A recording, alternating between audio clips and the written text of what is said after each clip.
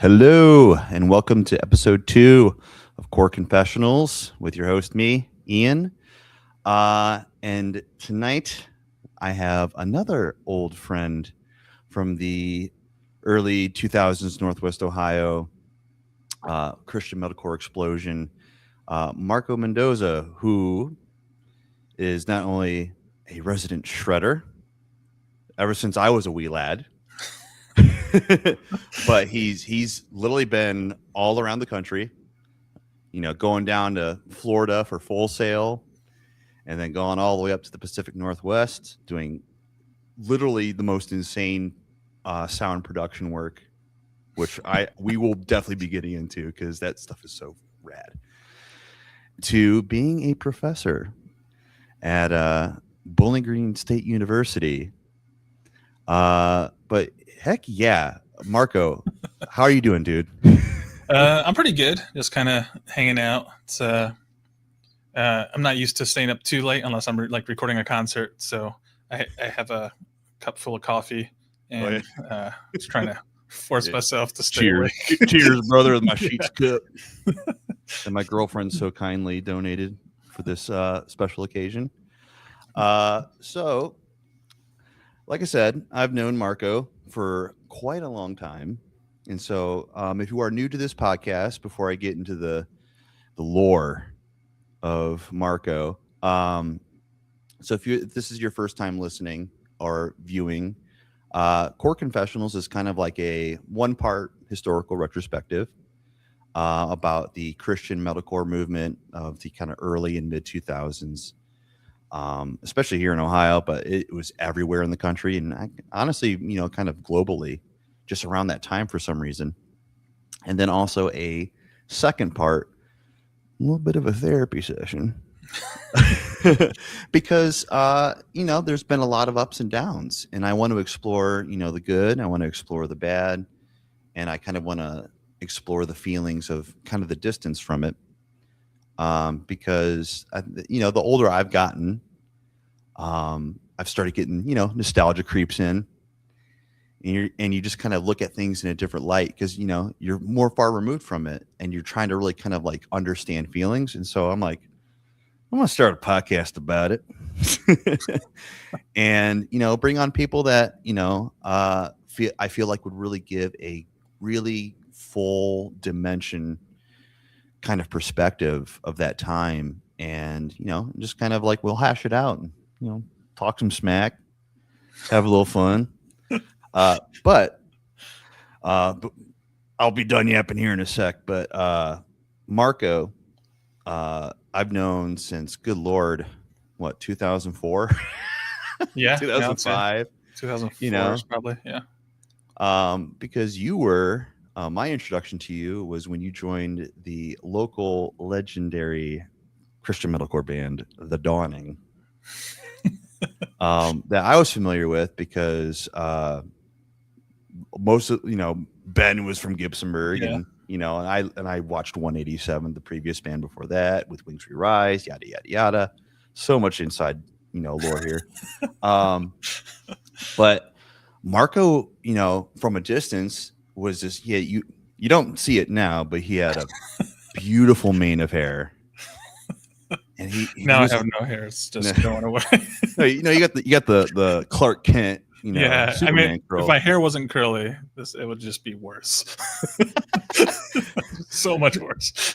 But from a distance, I was like, man, this dude seems like so scary, because you were just so, like, you're talented, and you were just so, you didn't say much, you're quiet.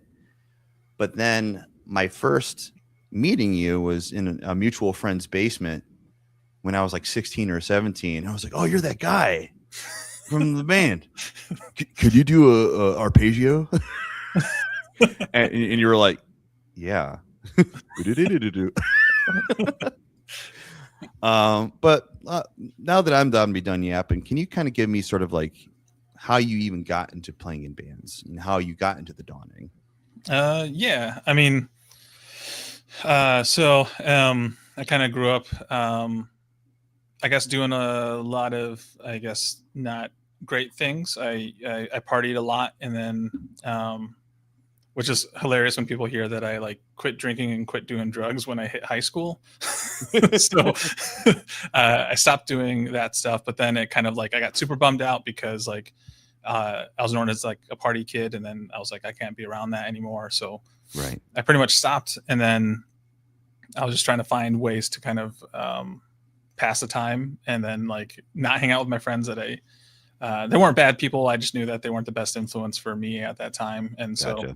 so I started playing guitar, and then I got super into it. I got like I'm kind of one of those weird people, which I mean any kind of like a lot of musicians are kind of like this, but I get obsessed with something and then I just want to do it all the time, all day. So like I got super when I started like getting into guitar, I got obsessed with it and just kind of wanted to practice all day. And like I remember it was so crazy. Like I remember when I couldn't get calluses quick enough, so then I would like soak my hand in hot water and then like slide my fingers back and forth on the strings and like tear up my skin to try to get them to get hard enough to like hold down the frets because I couldn't build the calluses fast enough. Dude, you were doing like some serious like USSR like training regimen.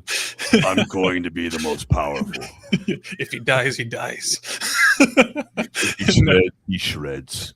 But yeah, I just kind of got super obsessed with that, and I just wanted to play, and then I like, of course, like everyone, I before I got into metal, I was like started playing guitar, so I got into like Hendrix and Santana, and then got into like all the shredder guys like Yngwie Malmsteen and Steve Vai and stuff like that. And then I got into like death metal. I remember I bought like a what was it? It was At the Gates? No, it was a VHS tape of 6 Feet Under, and so yes, dude. I didn't even like. I just assumed because I was like a guitar player. I was like, death metal guys have to be good, I assume. So I like went to like I don't know, like a CD store when they had them, and then there was yeah, and then looked up a cassette tape that looked like a metal cover.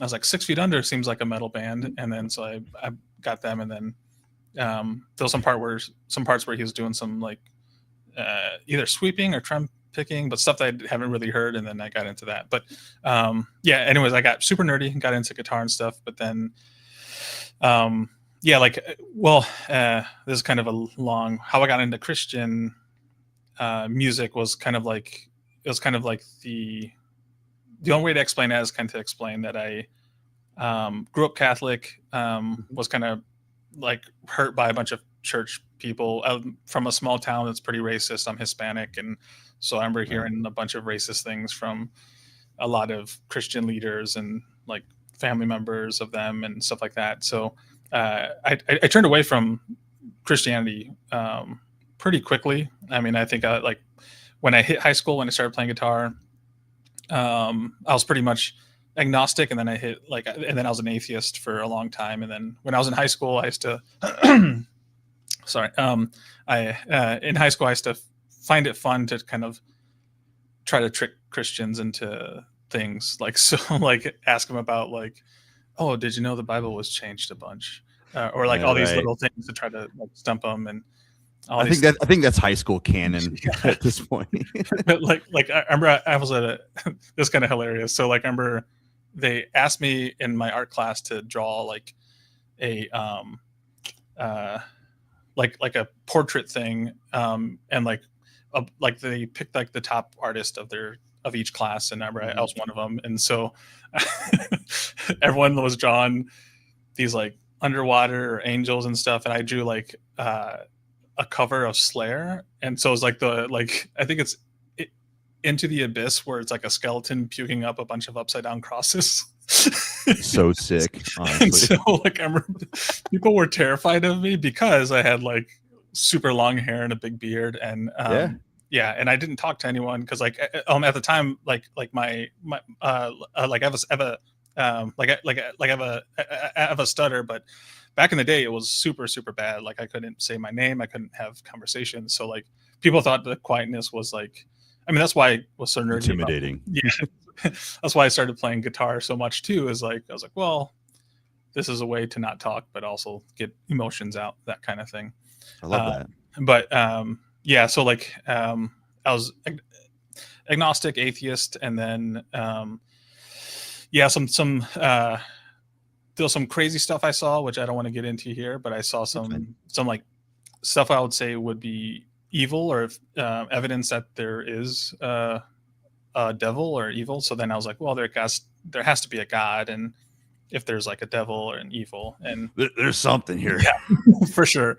But like, yeah, like ever since then, I was like, well, like if that's true, then I've been for the last couple of years just kind of providing like ammo for the bad guy because I'm being a jerk. And so I was like, well, what can I do to kind of help like God or help like this like message of Christianity and stuff like that. So I started like just kind of asking like musicians. I was kind of one of those weird kids in high school that if I found out you played guitar, I would show up at your house. Dude, that's how we had to do it. Yeah. The late 90s and early 2000s, there was no MySpace yet. For sure. Yeah.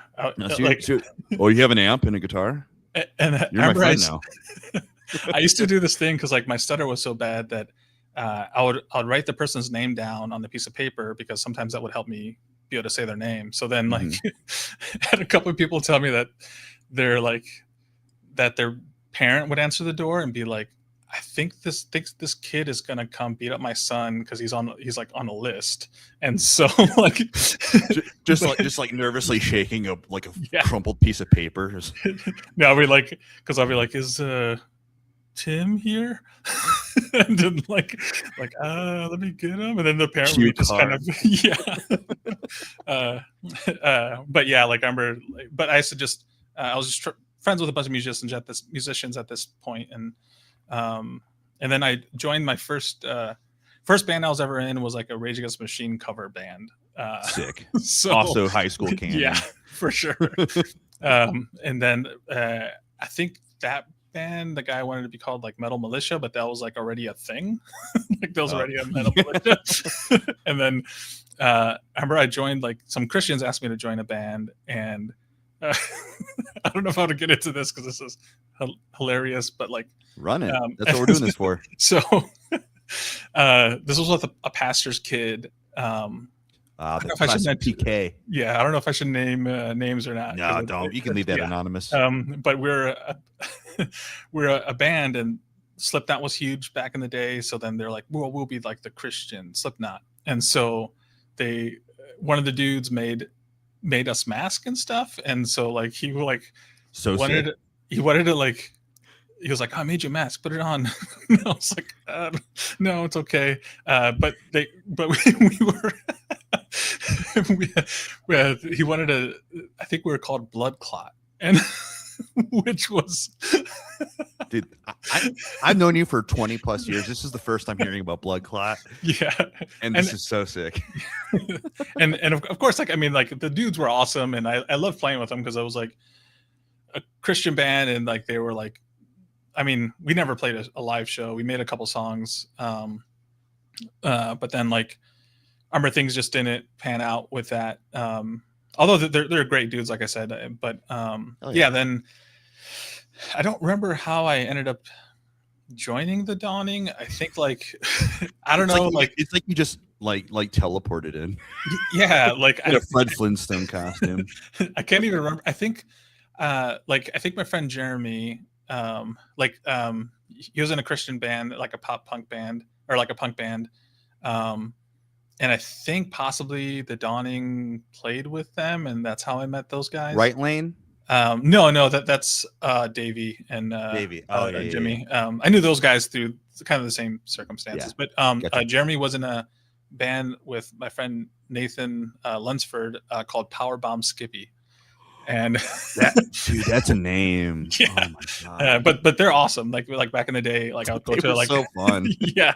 But yeah, I'd go to like their shows and stuff, and just because they're cool dudes. And Jeremy like shredded. Like I remember, like he was the first guy when I first started playing guitar. He was like, oh, I play guitar. Like, I'll show you some stuff. And he introduced me to like all the shred guys. So like Yngwie Malmsteen and Steve Vai, and like he actually took me to my first concert, which was Pantera and Morbid Angel, which was the very first concert I've ever seen ever, and it was like the most loudest, intense, brutal concert I've ever seen. And I was like, I love this thing. Like, I gotta start playing better. Dude, I mean, what a precedent to set. Yeah. Oh, you want to write riffs, dude? Yeah, Dimebag Darrell. Listen to the Frankenstein. Yeah. But yeah, like I remember, yeah, like I almost guarantee that that's how I met the Dawning guys, because I think it was with Wings Your Rise at that point, because I think Greg was still kind of doing vocals for them. Shout out Greg. Yeah, I think he's a pastor up in Roseville, up in Detroit area. Living that dad life too. He's killing it, man. Oh, for sure. But yeah, I think I replaced Ben because Ben left. I don't know why he left the Dawning. He had the coolest riffs, like just like weird off time, just didn't make sense, but it was still heavy. Yeah, we called that Bentronome. Bentronome. Yeah. Whenever we later on when we were in Hence the Wolves and we were recording, that's like every like engineer that would work with us, he was like, what? It's like, what is that? No, that makes sense, but yeah, like literally sit there and for the listener here, our perspective is he would be playing a riff in one time signature, but head banging in another. Yeah, and it would literally like make people go, what the is he doing? You're like, no, that's Bentronome. That's how he's wired. Yeah, hell yeah. So you replace Ben. Yeah, and then like that was like the first band that I actually played like a live show with, and I remember that was like terrifying. Like I remember actually in so just to jump all over, but this is kind of hilarious. Like thinking back, I remember we were playing a show in Detroit, and we're playing with a Knife Fight Tragedy, and yeah, and Let It Die as well. And so like I remember when we got there, like our bass player on our album, John Deering, like he was he was playing guitar in Let It Die. I think he was a guitar player. Okay, I think that's what it was. But when we got to the venue, John was literally like beating up 3 people in front of the venue. And we're just like this guy is terrifying. We're gonna be so nice to him. Yeah. We're gonna be so cool to this guy. Yeah, but I remember we were practicing, and this was like one of the first shows, and I remember we played with full stacks. So we like, oh, I remember that. And like I remember like I was playing, and I was like, and then like literally like I had an out of body experience because of just my nerves were just like all over the place. And I remember just like playing, and I was playing my Flying V, and I remember just like I like stopped playing, and I remember just like looking around and just like slow motion and just like staring at people. Yeah. And I remember just like I think Cody was just like, it's like, come on, man. Like, and then like, what are you doing? Yeah. And I remember just like standing there, like, and it was like my guitar amp was feedbacking, and I remember I was just looking at everyone like, who are you? Like, where am I? And just like, what am I doing? But yeah, that was the first Christian band that I joined, and then of course like when we broke up off of that, we started like our other band, and yeah, From the Shallows Came the Sinners. Yeah, and then we chopped our name down in half because that was way too long of a name. And but like the long name and long song name motif was kind of the thing back then too. Yeah, for sure. So, yeah, but fun fact before we dive into the evolution of From the Shallows, because that's kind of the real bread and butter of your touring experience was From the Shallows.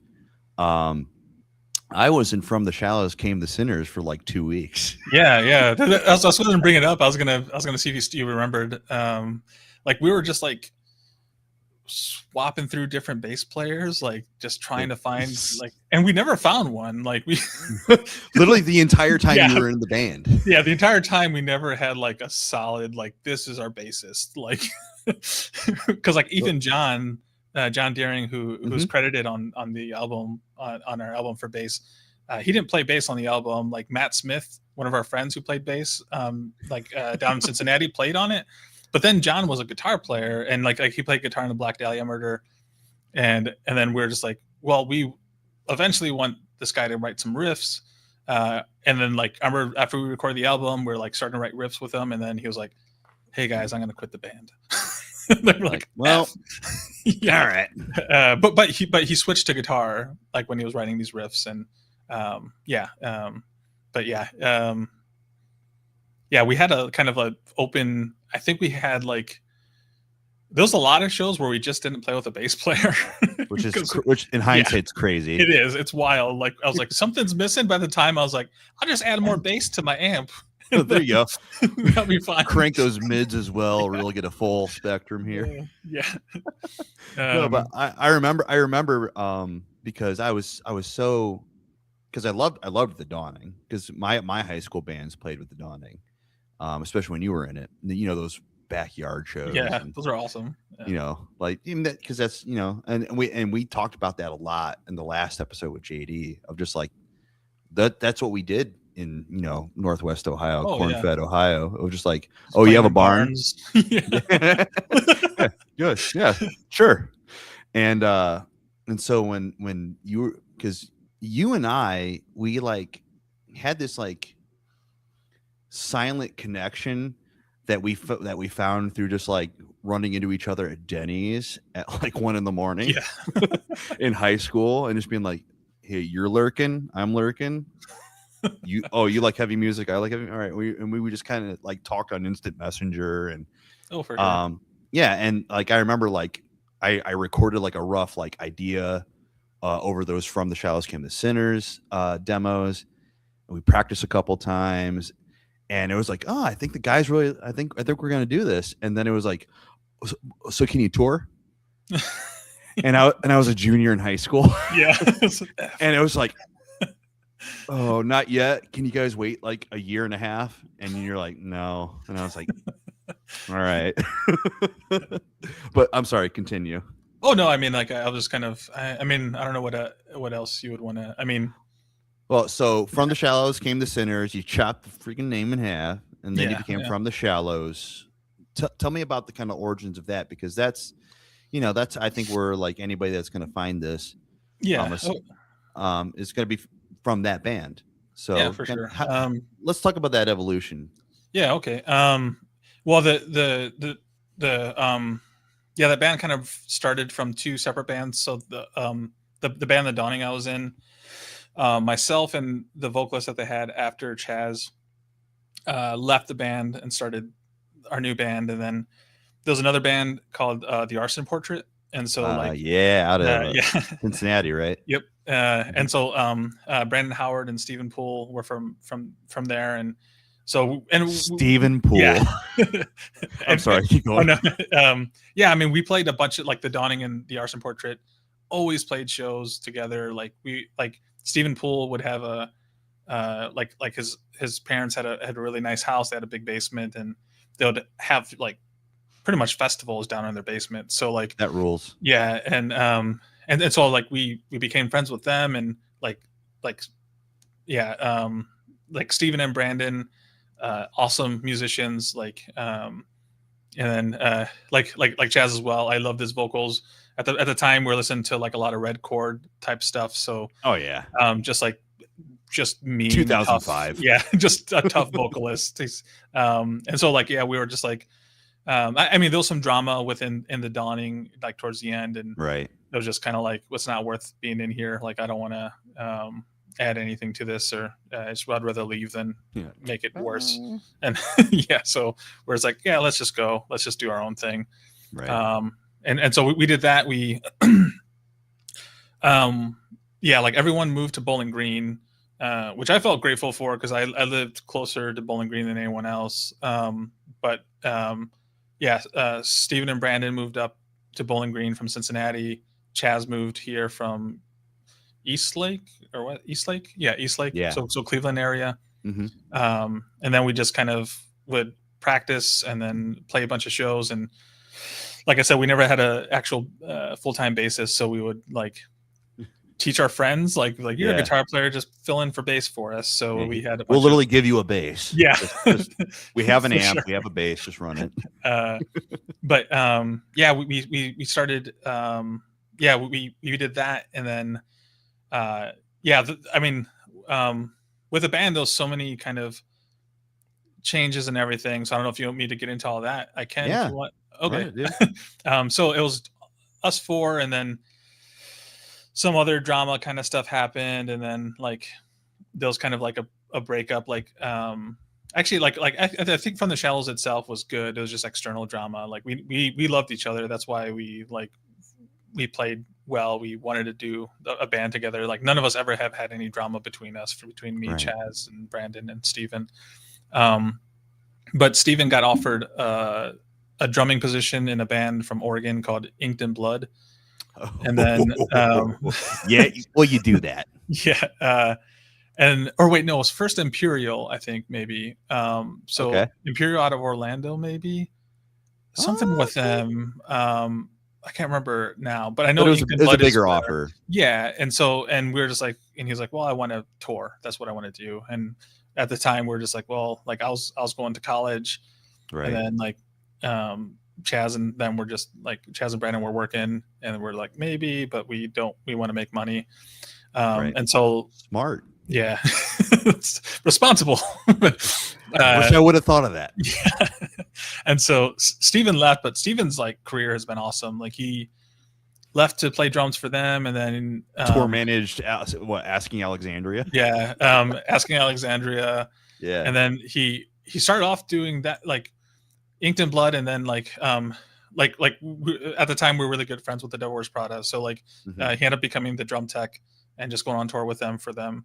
And then he ended up doing like some stage managing stuff, and then became like a tour manager. And then he was doing with Asking Alexandria for a long time. He still manages. I'm not sure who he manages now, but he's still in the industry. He's still he's hey Steven, I got some bands.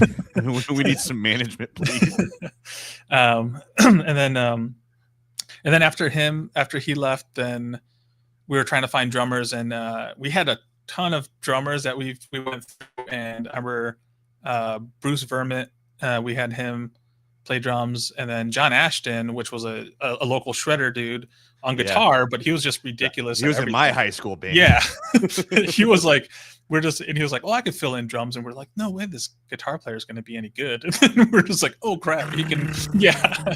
He was so good. And like our song Battle Axe was actually his song. Like he's the one who originally played drums. I mean, not on the record, but when we first created that song, we made it like, because when he joined the band, I was like, we can do as much Dying Fetus type of metal now that he's like into the same thing as me. Just gravity blasting. Yeah, for sure. Oh my God. And so, but yeah, we had John Ashton for a while, Bruce Vermont. And then David joined after Bruce. There was some drama between that transition and stuff. But like, and then, so that's the drum leaving out of the band. And then vocals with Chaz ended up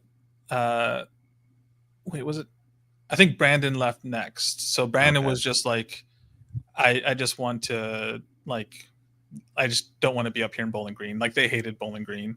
And so like it's weird. We have always claimed to be out of Toledo, but like most of us were not in Toledo. I mean, like even when like Stefan and David and Joey, they're in the Toledo area. They're like Sylvania area. So there's more we can more say that we're from Toledo, but we claim Toledo since we're the Dawning and we're from Fremont and Gibsonburg and Clyde. It's 419. Yeah. All right. So like I think Brandon left, and like this kind of gets blurry. I'm trying to figure out who, because I don't think I don't know who the other guitar player would have been until Joey joined the band. Because well, actually, I think Andrew Raman from the Bacon, like he filled in for a Oh, the while. bacon. Yeah. Yes. And so anyone listening who's not local is gonna be like, these band names are ridiculous. I know, and that's why I love and I both love and hate doing that, but Yeah. But they're true bands, and it's historical, but whatever. well, not only because here's what I want to like kind of like almost like get out there in the public is like these kind of strange, almost innocuous sounding local bands are so interconnected. Like you said, being good friends with Prada, who are gigantic, Yeah, like for it's sure. and so and little known fact, the late and great Daniel from Oh man, I Prada, miss him. Yeah, he was a good dude, great dude. such a sweet boy, Yeah. was the Dawning's biggest fan. Yeah, he'd go to our shows. Like, well, him and Mike would go to our shows, like even and out of pit state. so hard. Yeah, like he would donkey kick everyone. Like, Yeah. And I think that really offers a perspective of like the hub that this was of like Yeah, for sure. those early bands, inspired the Pradas and the Miss May Eyes and the Attacks and Settle the Skies. Yeah. But yeah, so like but I know when Chaz left, we were looking for a vocalist, and I remember at the time Stefan, who joined the band, he was actually our merch guy for a long time. So he would just go to our Dude, shows. That's the merch guy's dream. I know. But I remember like he told me he messaged me on MySpace and was like, I do vocals, and I was like, oh, okay. And I didn't think they were going to be any good. And then he sent me like a demo that he did, and I was just like, yeah. Well, I didn't like. It was so good that I didn't believe that it was him, and then I was like, okay, well, yeah, fake news. And then then I remember I had him come to a practice, and he did vocals, and I was like, this dude's actually pretty good. And then I think we got like me, Stefan, and I think Shane Little was playing bass for us for a long time. And like a lot of people don't know that at least me, and then like Shane, when he joined, we never took our band like a serious. I mean, band was serious, but we like to have fun, or I did. Like, you guys were all silly boys. Yeah, like I wore a Fred Flintstone or a Viking costume almost every show. So if you look up any old shows of the Dawning, or like I'd be wearing something crazy, and then I would hand out toys. So like, I don't know if you remember that aspect. So there was a point, like especially in the Dawning, where there's a part where like I was soloing, and then I'd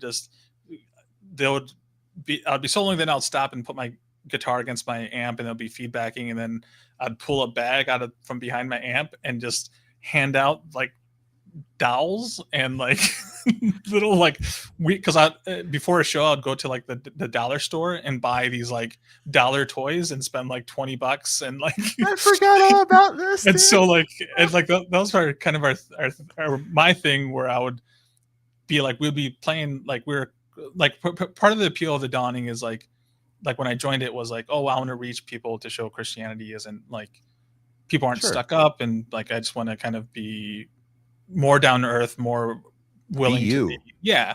And so like we'd go to these like metal shows, and we'd play with like crazy bands like Deicide or something like that, and then like we would like, they're like this Christian band, and then the guy just was wearing a Fred Flintstone suit, and then he started handing out toys to people, and like the best reaction was like handing like a Ken doll to like some beefy bearded dude that was like just straight the most death metal guy ever, and like them just laughing for like 20 minutes.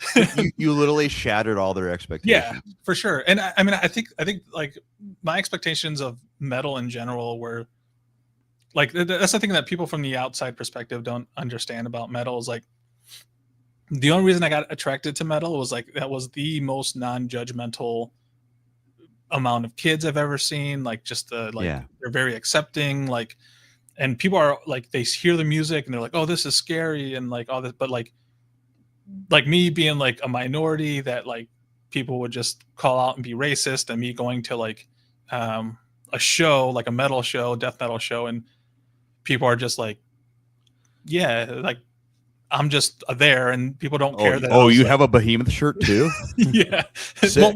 Well, even then, like I didn't wear band shirts until like I was in the Dawning. So like, Like, like oh, I gotta look the part, I guess. yeah, I would wear like Hawaiian shirts and like shorts. Like if you're a big guy, you either have to wear Hawaiian shirts or like shirts with like animated dogs on them or Yeah. something. So, Yes, dude. yeah, so it was just a lot of like I remember like I didn't like I said I partied a bunch, but when I got to high school, I was like I never claimed straight edge, but I was straight edge, and I remember I would go to like so every in high school, like this is kind of adds to it. Every Tuesday I would not eat lunch all week and save my lunch money so I can every Tuesday go to Cleveland and watch a show. It didn't matter what it was, just like every Tuesday I'll drive up to Cleveland and watch a show. Dude, And so I it was gotta like, do that now. yeah, I mean, I don't like, yeah, I have, I walk with a cane now, so I can't do any, my spine is super messed up from probably too many metal shows. Oh, there you go. But like I remember like by doing that, I got introduced to like, Ringworm, Integrity. Like I watched all those like Cleveland, like hardcore legends that are just like awesome. Like you can't be a hardcore band if you haven't listened to those two bands, and especially and they're Cleveland locals, which is awesome. So like, but I remember just being introduced to like straight edge there, and also like metal shows, and and I was never like I never got jumped, I never got like pointed out, I never got made fun of. Like I was just like a long-haired hippie guy that everyone thought I was Hawaiian because all the Hawaiian shirts that I wore all the time. Like, oh, I mean, he's got a nice tan and yeah, big long curly hair back in the day, and just like something I'll put Shaka, in a ponytail. Yeah, but yeah, I mean, I was just like, yeah, like I mean, yeah, I mean that's what kind of drew me, like when I decided to try to share my gifts within a Christian way to try to get people to come to Christ. Like I like part of that was like seeing this whole genre of metal and hardcore that was so accepting of me, which has been the opposite. When my experience up until that point was the opposite of church and religion and religious people. So right. I just wanted to be like, well, like when I talk to people at shows, they are most of them at the time were anti-religion, anti-Christian, because they had the same experiences as I did. They were like judged right away and didn't feel comfortable and felt like they couldn't be themselves. And and so I wanted to kind of like, oh, I can be in a Christian band, not be super preachy. Like I remember like Chaz would always, or the vocalist of the Dawning, or even when we started our own band, we were like, hey, we're whoever band, we believe in Christ, we're Christians. If any guys want to talk to us afterwards, we're more than happy to talk to you guys about our faith in Jesus Christ. We're here to party. And then just play the show. Leave it at and then that. yeah, but like a lot of people were very like, because we weren't at least like most of us were not youth kids, so like Right. we didn't have we weren't afraid to be ourselves, and just kind of like we weren't like we were just like, let's do some weird stuff, like chase each other and spray each other with fire extinguishers, and just like Right. Yeah. terrible things, but also like hilarious and fun. And but then like people are just like, oh wait, you guys are the Christian band, aren't you? Like, it almost becomes secondary at that point of like, it kind of almost Trojan horse it a little bit. For sure. Yeah. And I mean, I think that was our point. Yeah. I mean, it was kind of like in my whole perspective was always like, I just want to be a group full of Christian dudes that people can see and be like, these guys weren't jerks. That's the cool part. Like, right. And yeah, I mean, like, yeah, like I said, my experience with Christianity up until that point was almost completely negative. So like, Yeah. yeah, like, well, even in that Blood Clot band, I remember I was at their house one day and I brought like an Ozfest VHS tape to their house, and I remember, like I said, their dad was a pastor, and I remember we were watching Ozfest, and I remember we're like listening to it. We're downstairs, and then all of a sudden, like the dad comes downstairs, and like the both kids, like the one vocalist and his brother, like stood up and like just kind of like backed up and just like turned off the tape player.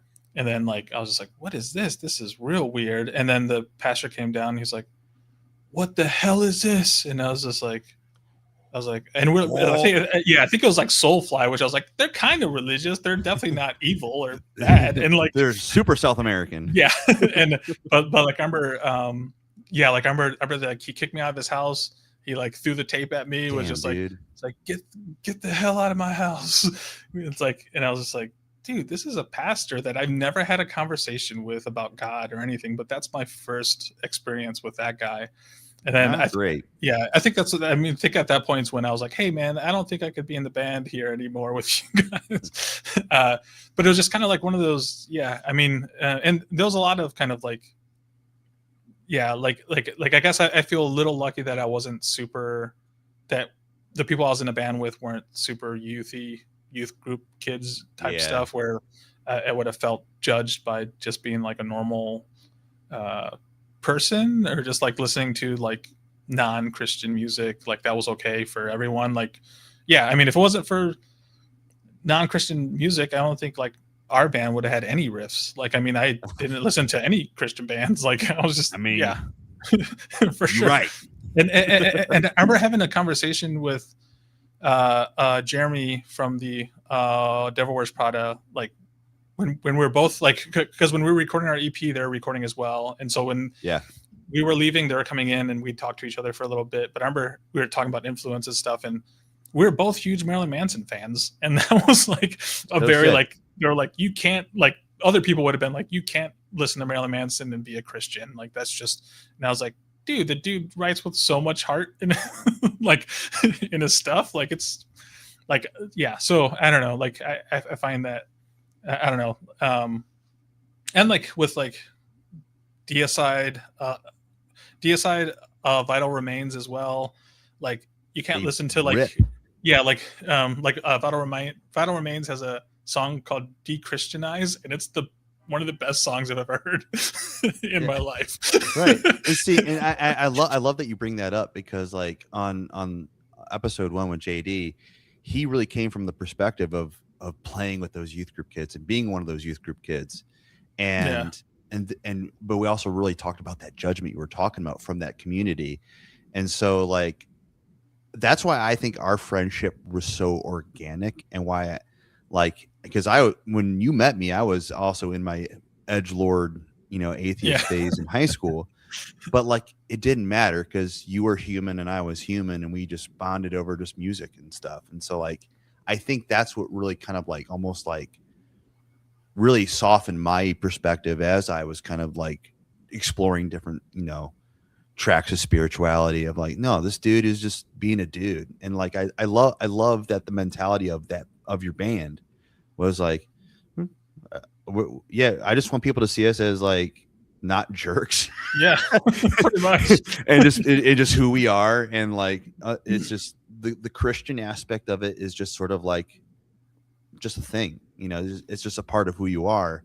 And so that kind of gives both Christian people and non-Christian people something they kind of feel like connected to, of like, people who may not necessarily be stoked on the Christian stuff, they can connect to your humanity and your humor and the fucking riffs, like that really brings them in. And then you also have, the Christians who also can share their faith with you, but then also enjoy the riffs, so like you had the best of both worlds. Yeah, I mean, it was a, I mean, I just think that whole time, I mean, just like music in general, like music completely, I mean, you probably feel the same way. I think you may have mentioned that in I watched the last podcast, but I can't super remember everything on there. But I mean, I think most musicians are like this, but like music in general, like definitely saved my life. I was like Oh super yeah. bummed out, depressed in high school, and like especially like with me, it was just like yeah, it's kind of, I mean, I still randomly stutter, get stuck on words, but like literally like I couldn't say my name until after college. So like Yeah. So guitar for was a voice. yeah, It for was your sure. vocal cords. For sure. Yeah. And I remember just like being like bummed out that I couldn't have a conversation with someone in real life, and then I'd just go play guitar because I was just like, this is what I would want to say. And I'm Right. like quit If I writing could really Santana let songs. this guy know how I Yeah. think. Yeah. Yeah. But yeah, yeah. I mean, I think music itself was like, and just the community too. Like I said, I think music saved my life, but specifically metal like saved my life, and like the community of metal. And Christianity Yes. came later, but I think Christianity, like I've had uh, uh, not great experiences with Christian. I Right. mean, I'm still a Christian. There's no way once you've had an experience of like true evil or bad, you're and or God, and like there's no way of denying it. There's no way you Right. can walk away from it. And so, as mad as I get or can get at God, there's no way I can deny that He exists, at least uh, in my belief system. Sure. Yeah. Um, but yeah, Heck yeah. Well, so let's we've gotten to From the Shallows. You're in From the Shallows. You're touring around. You mentioned recording that EP, which you recently re-released yeah, on which is pretty vinyl. cool. Yeah, Have you sold out of that? yeah. Like so, they originally did a numbered amount of releases, and they sold it, and it sold out in under 3 minutes. So they, Dude, yeah, like that, it's wasn't ridiculous. that, yeah, I, my band from 2007. yeah, and I mean, if our band, if that band was popular when like when we were actually playing shows, we probably wouldn't have broken up. Dude, oh my god, I love that you say that, because I feel like that's happening so much now, because Yeah, what's happening is, not only life but art and music, it tends to be cyclical. Things come in cycles, and I think the younger generations are wanting to find the obscure. yeah. They're wanting to find the smaller guys, Well, and they're yeah. yeah. I think, I mean, too. I'm not like, I don't know. Like I've been, to be honest, I've been so disappointed with metal for so long Right. that like, yeah, like I mean, I think I think At the Gates did a album. I think now in like maybe 2015, 16. Mm-hmm. That sounds right. Yeah, something like that. And it was like the first album they came out with in a long time, and that didn't leave my CD player for like 2 years. Like because It was so good. yeah, and that's because like for years I was just, I mean, and I have no like, it's just not my thing. Like the whole gent stuff, and like I'm just like, Same, dude. and I mean, the musicianship is incredible. I'm not saying that like they have some ridiculous, For sure. I just can't get into it, and I feel like it's too clean, too like, I don't know, and I. You're like, preaching. yeah. You're preaching right now. Like, and it's kind of like one of those where I feel like, yeah, I mean, I feel like, I guess like my band is guilty of tuning down like a step or half step. I can't remember what it was. A step down, drop B flat.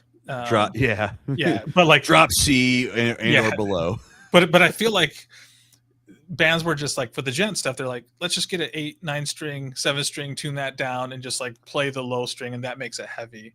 And I'm like, if you like Pantera, they're in standard most of the time, and that's some of the heaviest riffs that you can find, Dude. And yeah, yeah, you just gotta know what to do with your riff. oh for sure. And that's why I like riff bands like Decapitated, like their riffs are ridiculous, guitar player is ridiculous, drumming is ridiculous.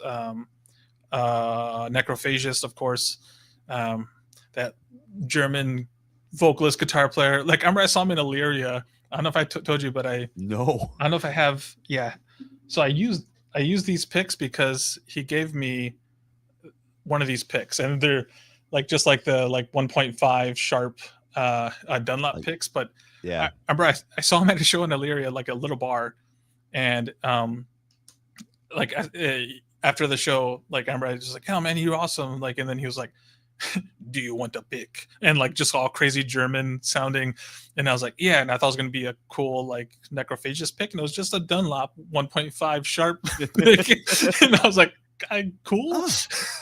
Well, I guess this is the secret. I guess. Yeah, but I've been using them ever since he gave me a pick because I've been like, They help you be real precise, though. yeah, and I like them because like the Jazz threes will like slip and turn, and then like these are just bigger picks and they're sharp. I don't really play guitar anymore, and I haven't for a while, but I still have guitars and just like weird. I don't know why. I've seen some videos on Instagram and Facebook where you've been just messing around with stuff, but yeah, I definitely stopped playing for a long time after I went to college after the band. But I can't remember what we were talking about. It's just bands that were just riff heavy. But yeah, I mean, like, and of course, like like those bands and like Death, like if you're not a Death fan, like you should get into them because they're legends. And the original. Like the Death band from Orlando, not the punk rock Death band. But yeah. Or Tampa, Orlando. I can't remember Orlando or Tampa. They're from Florida somewhere. Florida's was the hub. Yeah, in America for sure. For all death metal. For sure. Because I think Cannibal Corpse is a Florida guys, right? Yeah, Tampa, I think. Yeah. Pretty cool. pretty rad. So From the Shallows records that EP, they put it out. You guys start touring, doing your thing, and then I think you did this as a little bit of a joke, but you kind of alluded to like, you know, if we were as popular when we released the re-release now, back then we probably would still be a band. So maybe touring didn't go that great. Yeah, I mean, I thought it was good. Like, I definitely, part of being in the band, like that was like my dream was always like, oh, let's tour, let's play different places, go to different places, dude, meet new people. And loved it. I mean, I think it was great for that, but like that last tour, I had a lot of, I felt a lot of responsibility of the band on myself. I mean, I wrote a lot of the music, and then like the van was mine, the trailer was mine. People stopped offering to drive, like, and then so it was just me driving, and then so you were band at, dude, there. For sure. And so like I think after that, and the van broke down twice on that last tour we did. So broke down in Vegas, and we had to get it fixed, and then an undertold folly of being in a touring band, and especially in those times, is those pesky van explosions, dude. Oh, for sure. They broke up bands. Oh yeah, yeah. And I mean, and plus we were like, well, like when we were on tour, we toured. The last tour we went on was with the Tony Danza Tap Dance Extravaganza, Kill Whitney Dead, and the Demonstration, and wow.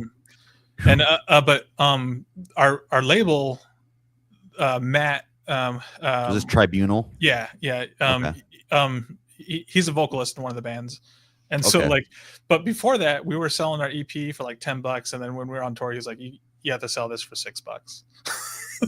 And then so I was like, oh, okay, that's how we make money for stuff.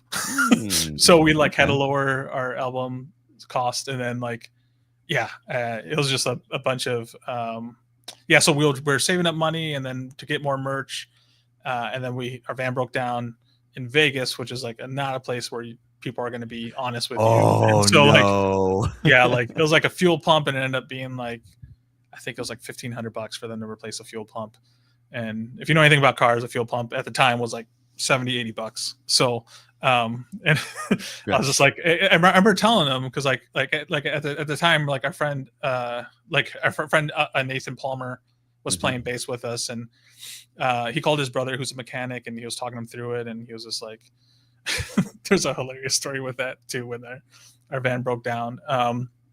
But like, he was just like, oh man, this shouldn't be too much to do. And then we get there, the guy gives us a bill, and I was like, why is this so much? This is like not even $100 part, and he was like, "Welcome to Vegas," and like, and I was like, "F, man." Oh, dude. Yeah. Like to be just that surface level, like, yeah. Oh, for sure. Yeah. And it was like one of those where we couldn't. So the reason the van broke down was because we couldn't find a hotel with any vacancy. I mean, like it was all like You are in Vegas, yeah. Yeah. And so and so we end up going to like a Flying J, and we're just like, well, we can. And I remember we got there at like 2 or 3 in the morning, and it was like 113 degrees. And so like, I remember just like, when you're a burly boy. Yeah. And I remember we were just like driving, and we were like, okay, let's just pull in this Flying J's gas station and roll down the windows, turn off the van. And then we'll try to get, it was so hot, none of us could sleep. Like we were just sweaty. We couldn't get comfortable. And then like, I think Brandon was in the driver's seat, and I remember telling him, I was like, hey, just turn on the van for a little bit. We'll turn the AC on, and then we'll cool off. And then like in like half an hour, we just turn it off, and then hopefully we can sleep through the night. And we crashed so hard, none of us woke up until 8 in the morning. And so like, and then like, we were like, and I remember me laying down in the back, and Brandon just, because we were like, I remember hearing him being like, oh man, we're almost out of gas. And so he like puts it in drive, and all of a sudden we're like driving, and I hear the van like, or feel the van shake, and then just dies. Yeah. No. And then like, I remember just being like, F, and I didn't want to open my eyes, because I was just like, this is my van and my trailer, and just like all this other stuff, and all that pressure. You're already getting that anxiety. Not for sure. In. And I remember I walked into Flying J and was like, hey, do you know any local mechanic, to the person who can come help? And then this is a hilarious, I know this is a side story, but this is hilarious. This gives perspective. But like, I remember I went in and asked the attendant if he knew any mechanic. He was like, oh yeah, I can call like my brother-in-law. And so this like Chevy S10 pulls up, and there's like 3 people in this Chevy S10, this like brown Chevy S10. And it was like 2 guys, and then like a young kid kind of hanging out. And I remember like, they're like, oh yeah, like they tested the car, and they're like, oh yeah, it's a fuel tank, we can drop your tank and like do it. And but then like the little boy kept trying to go inside of our van, and we're just like, hey man, this is weird, here's a poster, go hang out with yourself. Yeah. And then like but like I remember Nathan, our bass player, was just like, he pointed out like one of the mechanic guys was like, they're both like on the ground. Yeah. And he was like, dude, this mechanic's got a neon yellow thong, like a laced neon thong. And then I was like, no way, man. And then so I went and like just act like I was doing something, kind of stretched, looked over, I was like, oh crap, that's a neon yellow thong that guy's wearing underneath his shorts. Hey brother, man, sometimes laundry is kind of crazy. But I remember like at the time, it like no reason, but it kind of like freaked us out. So we were just like, they're like, yeah, we could fix this, we could do it for like $400 or $500. And we're like, oh no, we're good, man, you could just take off. You could just like, because we're in like Vegas, we're like, are these guys like, I don't know, we lack of experience being from the Midwest, we just didn't know any better. Like, yeah. But like, I remember we were so lucky because they had to tow the van on a flatbed truck. Mm-hmm. And then our trailer, we had to roll to the McDonald's and leave it in their parking lot. And I remember just like talking to the manager, and it's like, can you please like keep an eye on this? Like, we're a touring band, we have like, this is our livelihood in here, that has all of our instruments. Like, it has like, could you please make sure no one takes off with this or like breaks into it? And they're like, yeah, we could do that. And I remember just being like, the whole time, like just being like, dude, like things are going to get stolen. Like, yeah, we're screwed. Yeah. Like luckily the McDonald's guys kept their word, and they watched it, and we were able thank to get God. It. But yeah, I was waiting for that negative turn. No, it was but yeah, so like that's how the fuel pump broke, was like I think just leaving it on in 113 degree weather for like however many hours, just trying to get a crumb of for sure.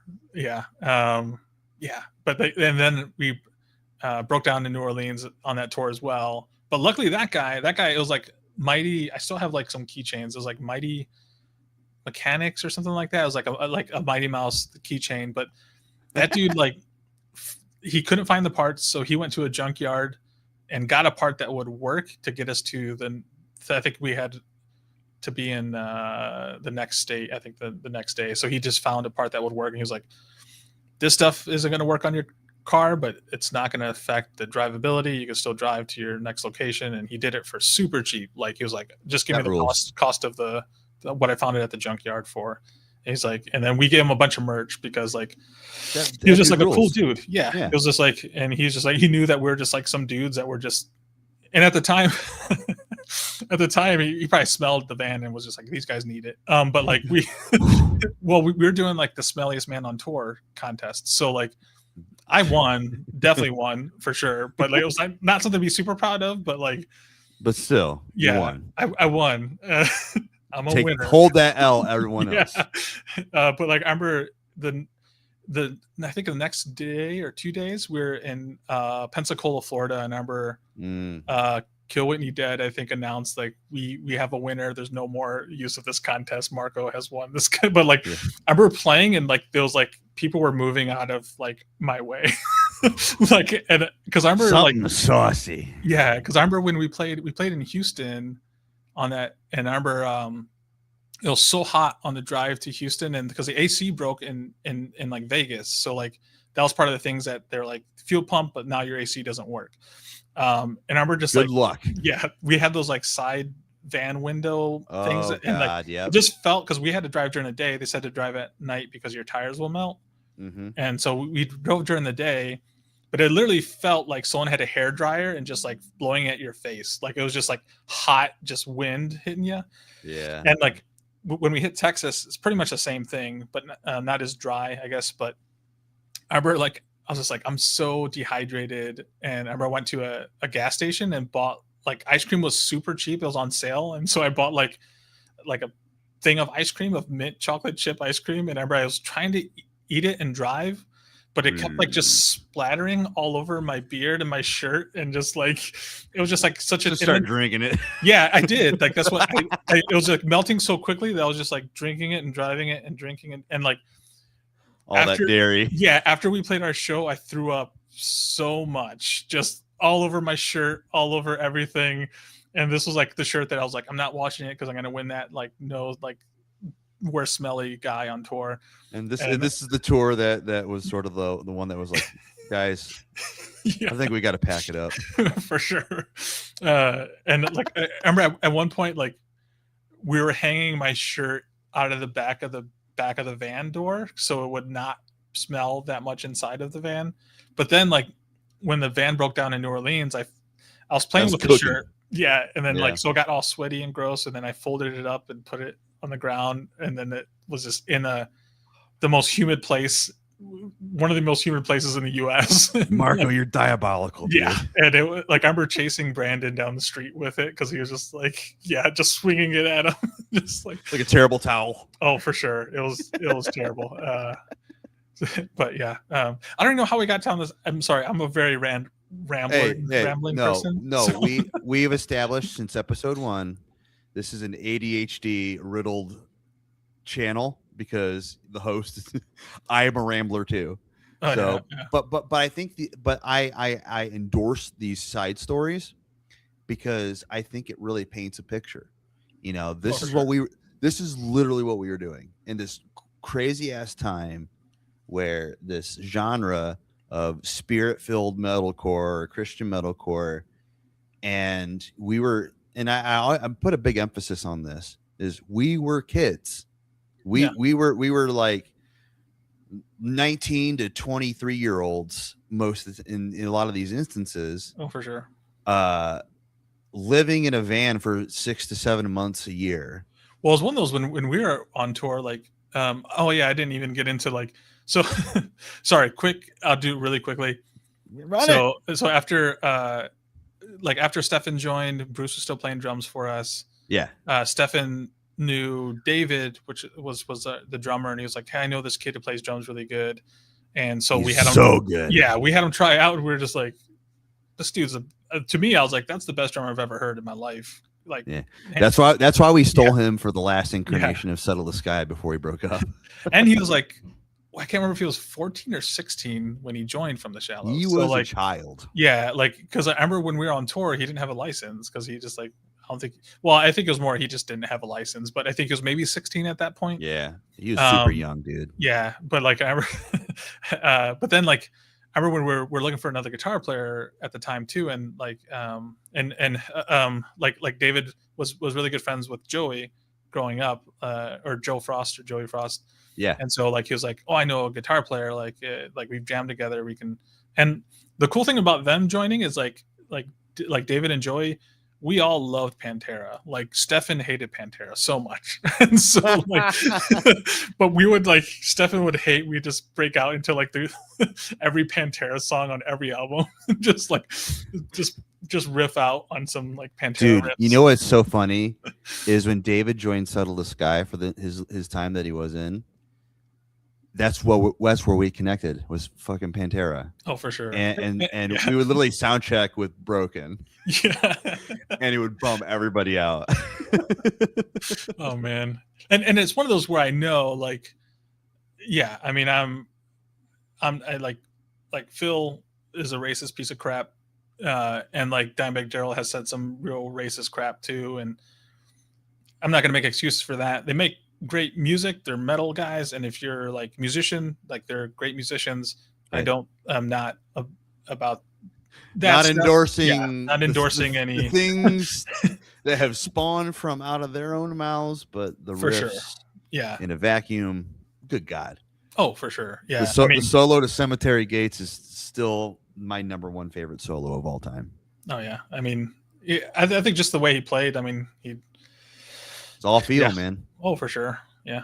And but yeah. So like that was this quick side how like Joey and how Stefan, David, and Joey end up joining the band. And all super young dudes. Yeah, and different aspects. And I mean, I guess this is like the core confession. So like we were a Christian band. We started off as a Christian band with Chaz, and because like the Arson Portrait and the Dawning that we came from were Christian bands, and then like when we first started our band with Chaz and Brandon and Steven and myself, it was we still wanted to do that. We still wanted to be a Christian band. Right. And then when Stefan joined, was like I think when Stefan joined, like I remember I remember asking him, I was like, are you a Christian? And he was like, yeah, we were. I mean, he was. I don't know if he still is. And then like with David and Joey, they weren't at the time, and like I still don't think they are. They might believe. No. But my experience, no. Well, with David, I mean, he had a hard time. I mean, like just personal stuff with him, and I could see why he would not even want to even make that priority or thought. And he made it clear, and we had some good conversations about it for sure. Yeah, for sure. And it's one of those where I feel too is like that's why when people say, like, people always like either say that we weren't a Christian band or we were a Christian band, but after like that's why I always say, like, after member changes, we decided to like just be a positive, try to be good people.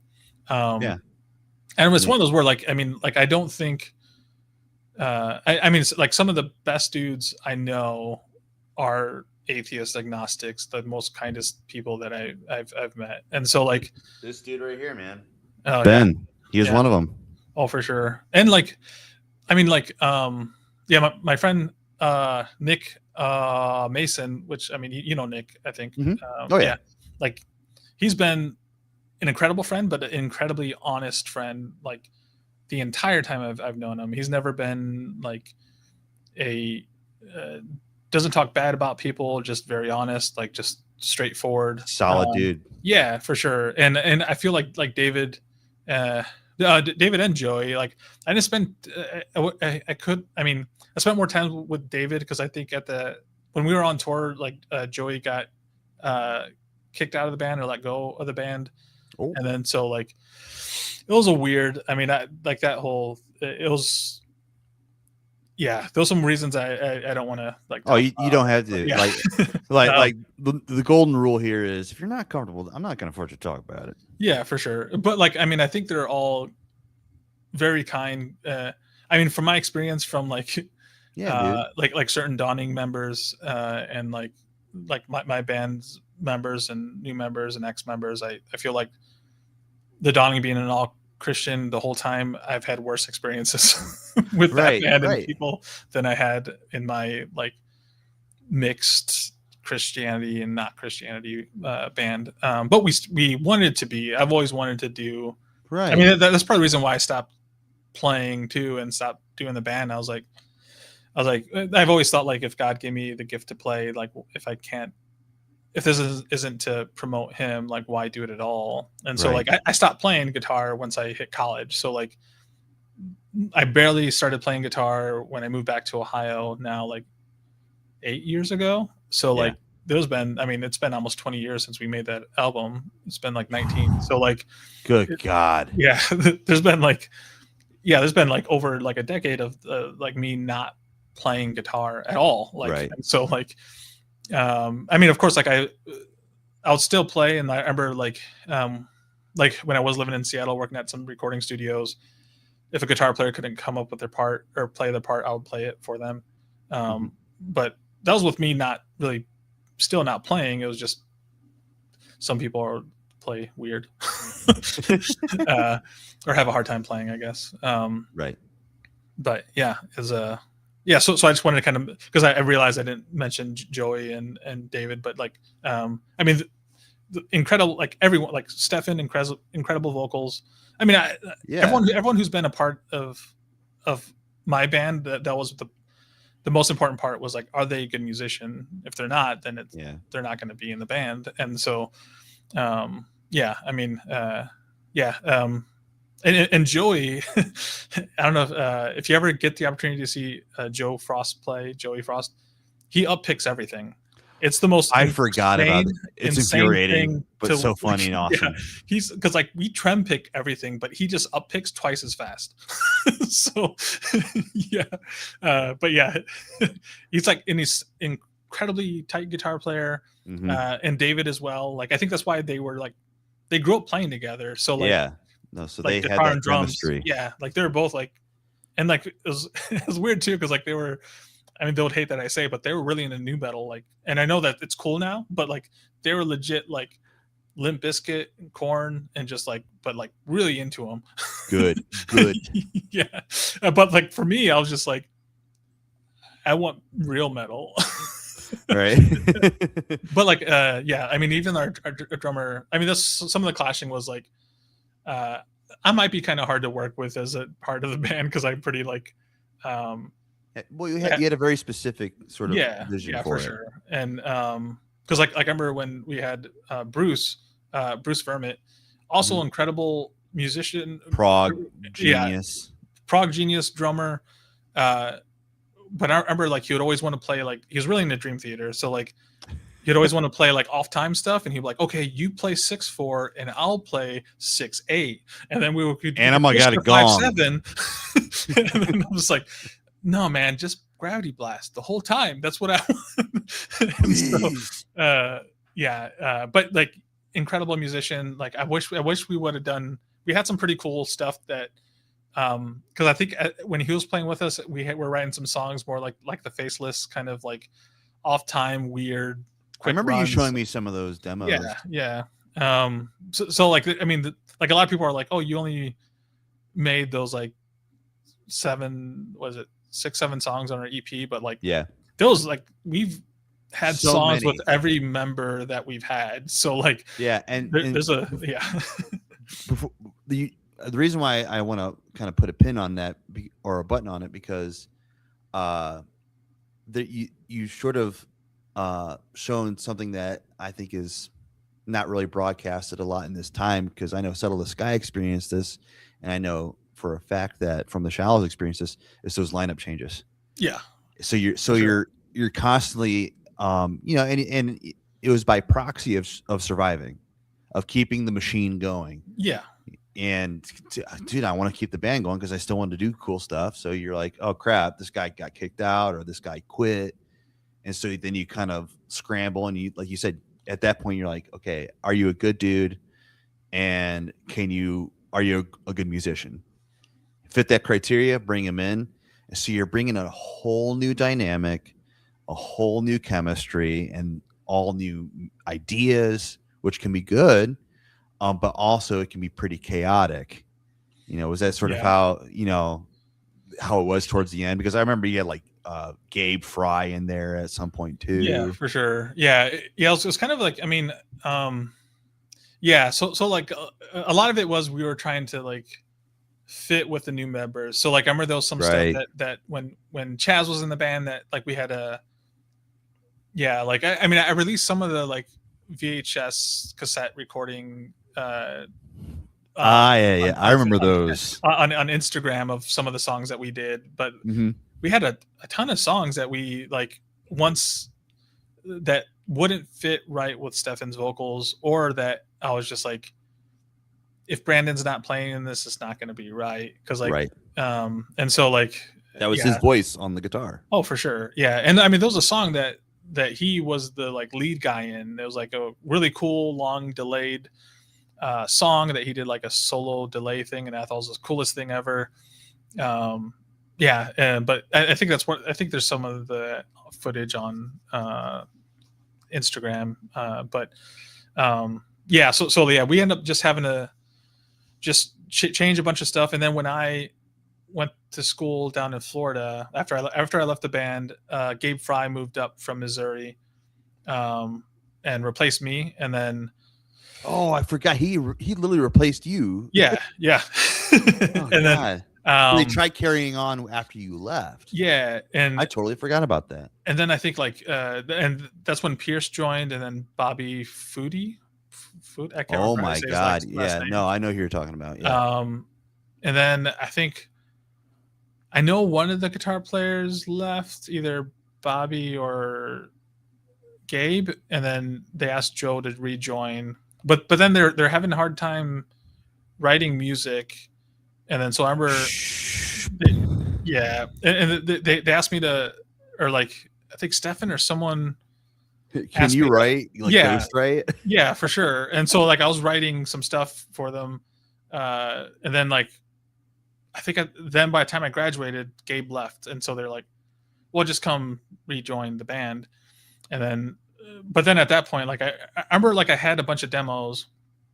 And then I went up to have like Stefan record vocals, and then that never worked out. And then I was like getting frustrated on that because then I was driving from Florida, like where I was going to Full Sail, going up on a long weekend to meet up with him to record. And then he wouldn't show up, or it just wouldn't happen. And I'd just be like, okay, that's not going to, that's cool. And then that was at the moment when you were just like, all right, let's call it a day. Yeah. I mean, we never officially like broke up, but that was, I think after doing that, I was just like, yeah, I'm just not going to put my heart into this anymore. But yeah. I mean, it's one of those where I thought like, I mean, I don't know. I thought about making more music. Cause like, I mean, with the stuff we have on the album, like I did, like I wrote most of the music. I did like a lot of the lyrics. I did like almost all the riffs. Like, and it, like, cause like I was just kind of like I'll go in there and be like, this would be cool on drums, but then David would totally make something cooler. Like, right, I'm not gonna take credit for the drum stuff, but I'd be like, do something like this, and he'd be like, this will be cooler. You gave a basic idea. yeah. Cause like I mean, I would just kind of, that's how I have always been with all the bands that I've been in. Is just like, it's like, oh, like I have this riff in my mind, and then I think it'd be cool with this drum part.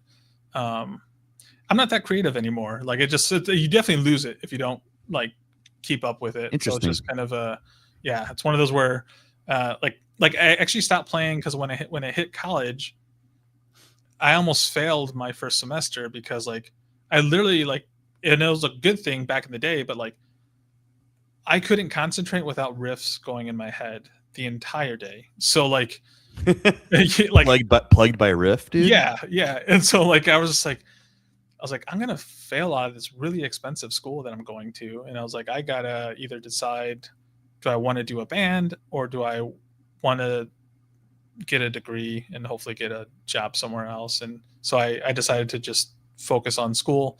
Right. And like, because like Chaz at the time, Chaz was going to Full Sail.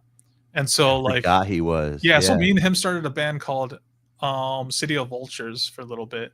And we did like 1 or 2 songs. I wish they was still up. MySpace, I don't know where those songs are, but like they all got cool, nuked. Yeah, for sure. Dude, there's so much of like all my old like early songwriting material that I like had on a private MySpace that I'll just never have back. Oh, for sure. And it was cool because like I remember like part of the thing was like we wanted to do all like no amp simulations, no nothing. So like I remember like almost getting kicked out of my apartment recording those 2 songs because like I had my half stack and I had it like in my closet, like although like turn your amp sounds good at like 8, the knob on like 8, so like it's almost all the way up. And like I remember just stuffing my closet full of clothes and like foam and just hear people pounding on the on what the walls. Are you doing? Yeah, but yeah, like I remember recording some stuff with him. And then Imperial asked me to join when I moved down there. So I joined Imperial for a little bit, which was another Christian band that I think Stephen Poole joined for. Like, remember I told you that Stepin. Yeah. Imperial. Dude, I forgot all about this. Yeah. So I joined in Imperial for a while and it was weird. I started writing stuff, but we never did anything with them. This was a weird thing because they kind of had me join the band without ever asking me. So like I remember like they shot a music video and they're like, hey, our guitar player can't make it, can you come and be in the video? So like I was just like, strange, there's a vacancy here for you.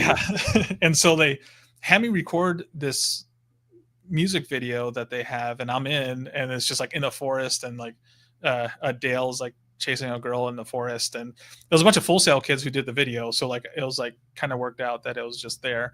It's like a school project. Yeah, and it ended up being a kind of a cool video, but I remember like no one, like people, the other band members didn't know that they were trying to get me in the band, but Dale knew.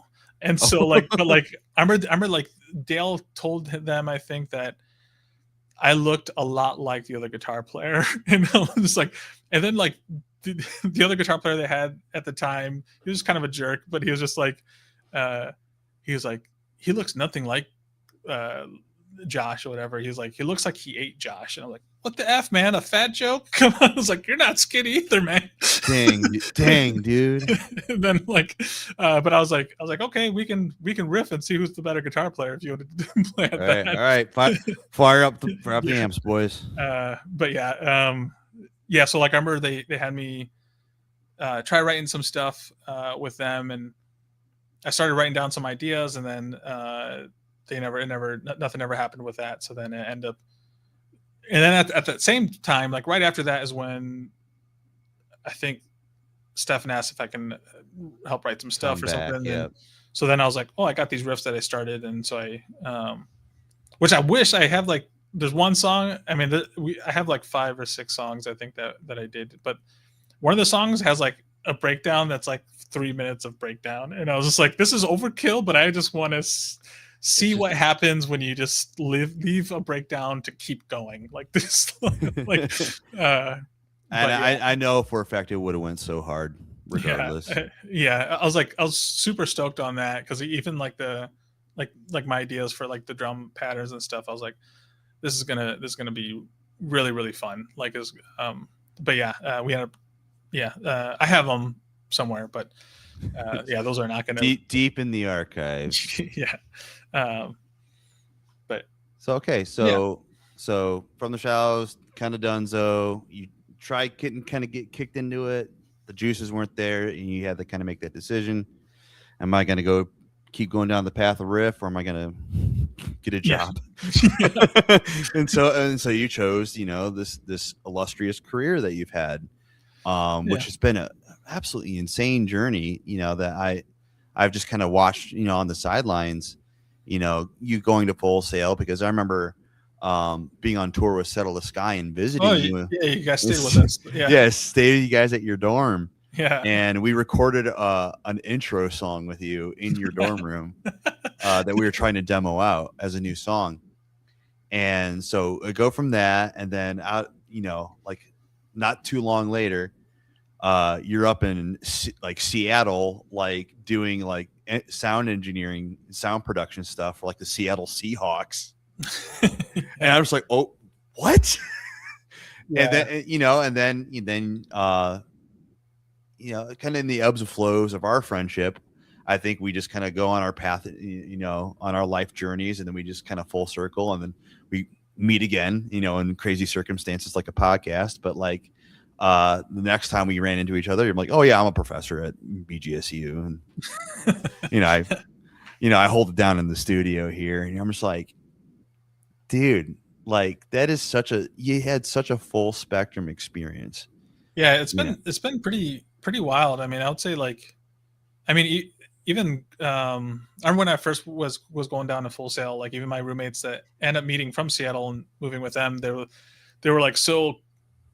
I've had so many crazy experiences in my life that I mean, I feel very blessed. I feel like a lot of things like, yeah, like that I don't feel like I deserve to be a part of and stuff like that, but things just happened. And yeah, it's been cool. It's been a like I mean, and that's just like Chaz too, our vocalist. Like he was like, he went to Full Sail, then he moved to California, and then he was like managing Disney bands. And I think there was something. Yeah, he's really into some crazy shit now. Yeah, he's for a while he was managing what was it? Pepe the Pig, the tour, the like Peppa Pig. Yeah, Peppa Pig. Dude, and he said that my daughter to that. Yeah, but like yeah. I mean, he said that there's nothing crazier than like moms that are trying to get backstage and just like, but he said that like he owns his own company now.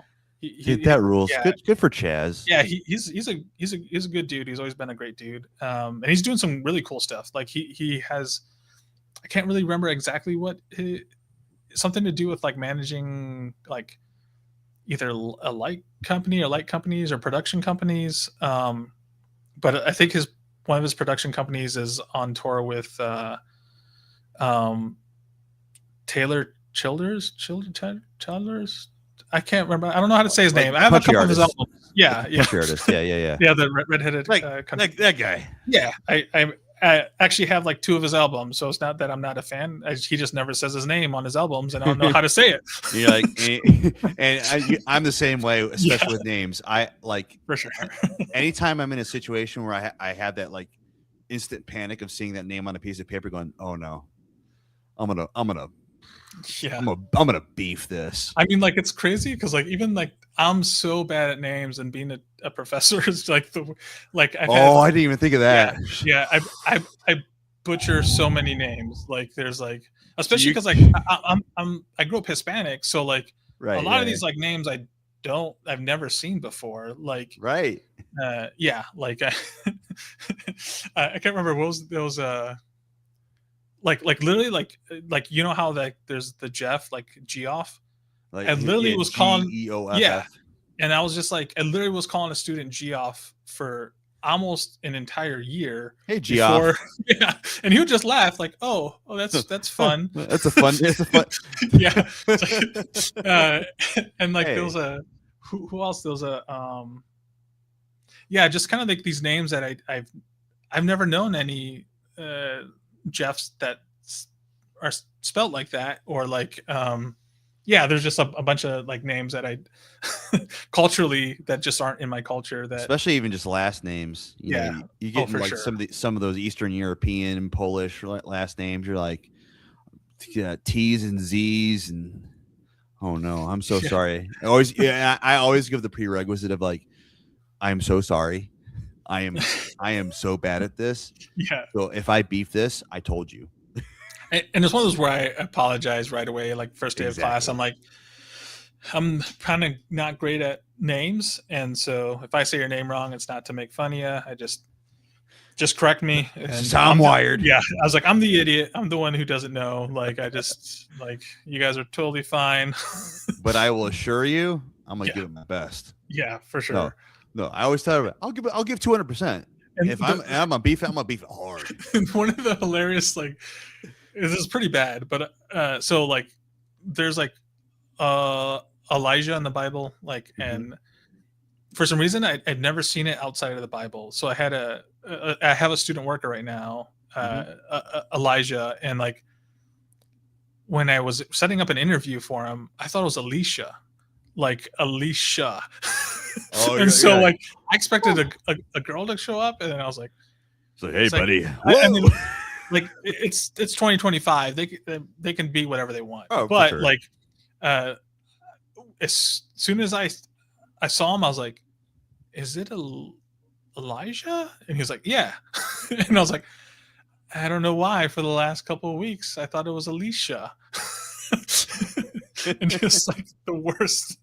Yeah, I just like, and it's hilarious because like I literally like, I'm really into theology and I should have known that. I just have never seen Elijah out of the Bible. So I just, Yeah. I mean, I've seen Eli a bunch, but not Elisha. Like, right, exactly. You know, it's because a lot of times, you know, especially like especially biblical names, looking at them phonetically, you're just like, all right, you know, like I don't know, and but going full circle, kind of getting back on the track here. Yeah, sorry.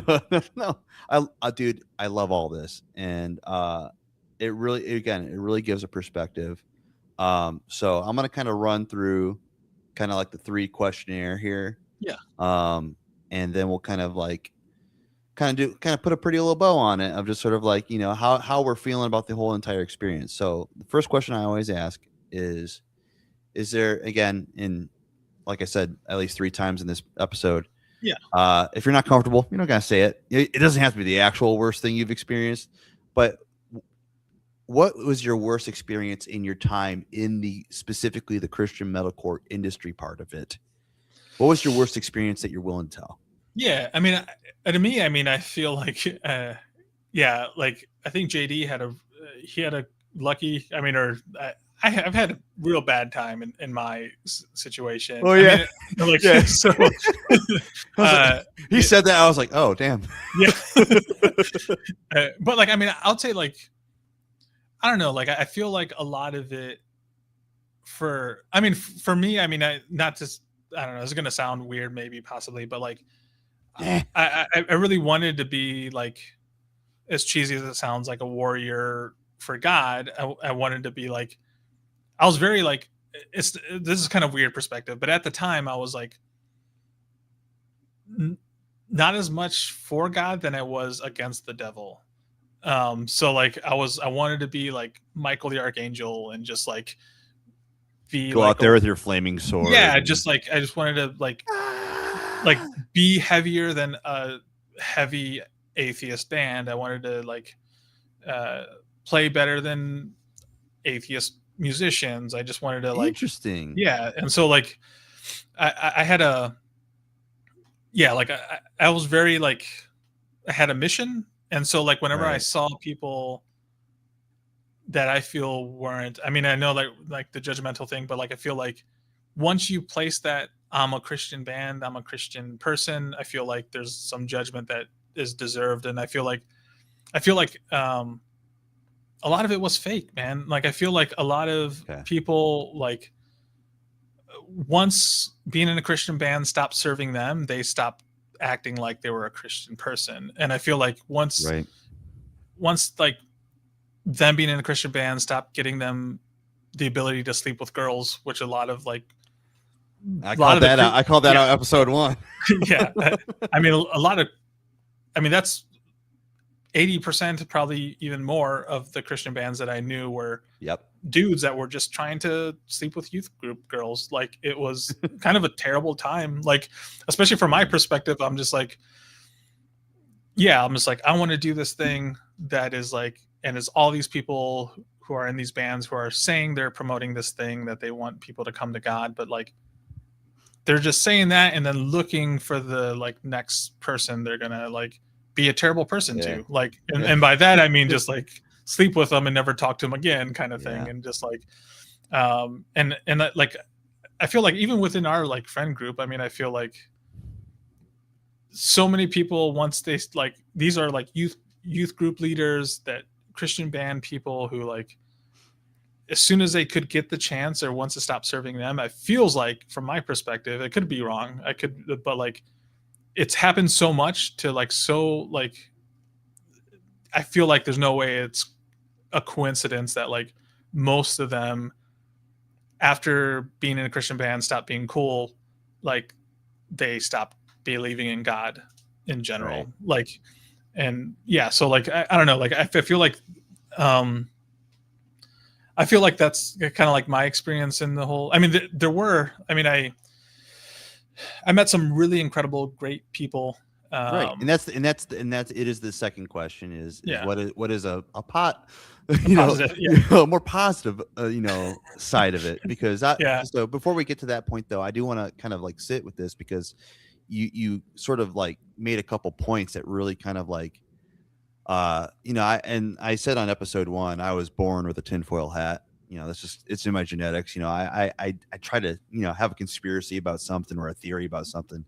So I've always had a little bit of a theory about like that aspect of being in a Christian metalcore band, where I think earlier bands, what happened was, like something I touched on earlier, is the perspective of like, especially in the Christian bands that were out on tour, who were all just sheltered youth group kids, for sure. now having access to a 15-passenger van, going state to state.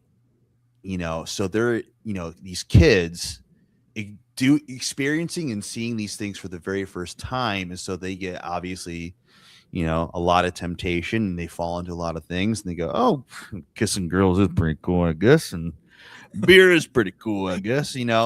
And I think what happens is, so their faith got tested once they actually had to experience reality, because the reality that they had for so long on a lot of these bands, was sort of like manufactured for them, around them, by youth group, by the church, and like, guys like you and I, we didn't start there. we, Yeah, we yeah, we we came into faith, in our times, that we did come into faith through way different doors. And so we had this like almost outsider lens perspective of like these youth group kids who came in, and they had their first beer. And so I think what happened from that point is, those by the time those band members are experiencing those things, those younger bands around them, and younger musicians and younger fans going to those shows, are seeing them do those things or experience those things. And so then they get in their heads, oh, is this what Christian bands do? yeah, yeah. And so then, you get like the bands who are like a little bit more like, oh no, we're a Christian band, you know? And so I think that's how a lot of that toxicity, kind of intervene. And I say toxicity in those. I mean, if you want to have a beer, you want to have sex, go do your thing, dude. Like that's a thing. But like the whole idea was like, if you are proclaiming a thing that is your focus, make that be your focus. Yeah, for sure. And and that's why I really always like loved the emphasis of how you went about it from the beginning in your first couple bands, of just like, we're just dudes. The Christian thing is, a second part of it, by proxy of just who we are as people. Let's party, let's have a good time playing some shows, And I think that part can still be there, and that is still worthy, and you can still have these trials and tribulations, because being human is inevitable. That's what we sure. are.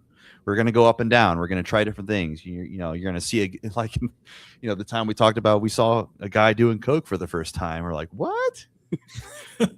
Like, that's a thing. Yeah, And so you're like, what else don't I know? And so I give a little empathy to that. But what really I think you're really touched on was that time when it really just turned volatile, and the perspective of being in a Christian band was it was almost, it became a joke of just like, oh, you're saying you're a Jesus band because you're just trying to get laid, or you're trying to get signed to Rise Records, or Yeah. I mean, I think a lot of it, I mean, so there's, yeah, I mean, I agree that a lot of it was, I mean, just people without experiences and stuff like that. But also I feel like, I think maybe my perspective is skewed because like I was not a scene kid. I was a metal kid. And so like I was not wearing girl pants and trying to be super sensitive. Like I was not, as I wear my skinny jeans right now. When I'm not so skinny.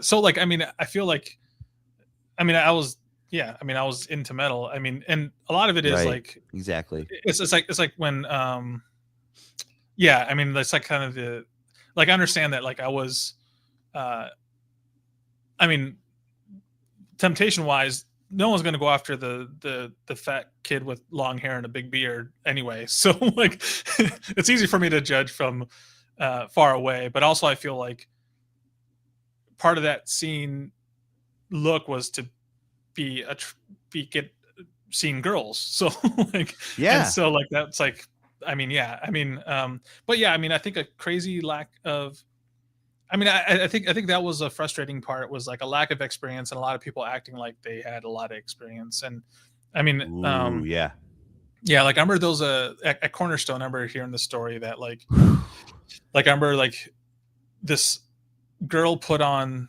this guy's pants, and she started, just after they realized that they were like the guy's pants, that they were girl pants, but those guy wore them before, and she thought she was going to get pregnant. That's how little information that she had, like, of life and reproduction. And just like, she was like, oh, these, like, his private parts where mine are, and now I might get pregnant because these pants were on a dude. And so like, and I'm going to hell. Yeah. And so like, I mean, I think a lot, yeah, I mean, it's yeah, I mean, I do see, yeah, I mean, I do agree, it's a lot of kind of, I mean, it's like the whole like edge till 21. I mean, if I had a dime for everyone that was like, I'm straight edge, like, you can't say that until you're after 21 years old. Like, you are 15. Yeah. And this is like, a VFW hall. Yeah, it's like, just because like it's illegal for you to do beer and do some drugs, it doesn't mean that you will wait till it's readily available. Yeah. I mean, like, it's funny because like I remember at the time I had so many like scene kid friends that would have like these straight edge chest pieces and like tattoos, and then as soon as they're like the drunk guys at the parties are just passed out on couches and just like what happened, man? What? That straight edge tattoo just turned into a Vin Diesel tattoo. Yeah. It's like, I love this movie, man. I just love Triple X. But yeah, I mean, and I mean, like when we were talking about like the worst part, that's not my worst part about. That's just like a thing that I saw that I think is terrible. I think it's pretty terrible. Yeah, I mean, I think the worst part experience for me is like getting to know some like Christians and being vulnerable with them, either through like band being in a band with them or whatever, and thinking you have this like camaraderie because you're supposedly Christian and supposedly like turn the other cheek and try to be kind to your neighbor and all these things, and then some of those people end up being like the worst people that you know, and you couldn't see it, and you let that kind of blind you as like, oh no, this is these guys are Christians, of course they're good people and they won't be terrible. But yeah, I mean, I think that would be for me the worst experiences that I've had in Christianity, is just like people turning on people, people throwing people under the bus, and a lot of this stuff wasn't me. Like I barely have any issues with anyone, but like I feel like yeah, like yeah, like I remember those people who like hated Chaz for a long time and would just like try to mess with him. I don't know if it was like a jealousy thing, but I remember I was just like, I'm old school. Like I grew up, I grew up on gangster rap and a bunch, like, I'm not from the same neighborhoods as like anyone that I know. So like I grew up totally different. So like I have an old school mentality of just like, if you're my friend and if you get in a fight, it looks like I'm getting into a fight too. Yeah. Like, and like that's We're not locked like in. yeah. So like Yeah. like I remember when people went after Chaz, that's part of the reason why I was like, let's just do our own thing. Like, because I was like you guys are messing with my friend. I know he's a good dude. We've had very like personal conversations, and I know he's a good guy. And there's no way someone's going to tell me that he's not, because I know him.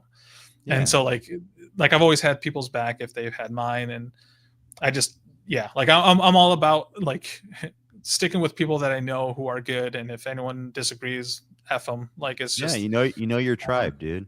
Yeah, for sure. But yeah, I think that to me is the worst part of the Christian thing, Christian scene there was like, just kind of the trust, the kind of like can get really broken. Oh, for sure. Yeah. And yeah, it's kind of one of those where like, I mean, and for me, I mean, I kind of, I don't know, like I told you, like I had, my Christian experiences throughout my whole life have been very terrible. So like, I feel like, like it's not super shocking that happens, but I feel like specifically with musicians and other musicians you meet, because like music is a very like open-hearted thing. Like it's a language.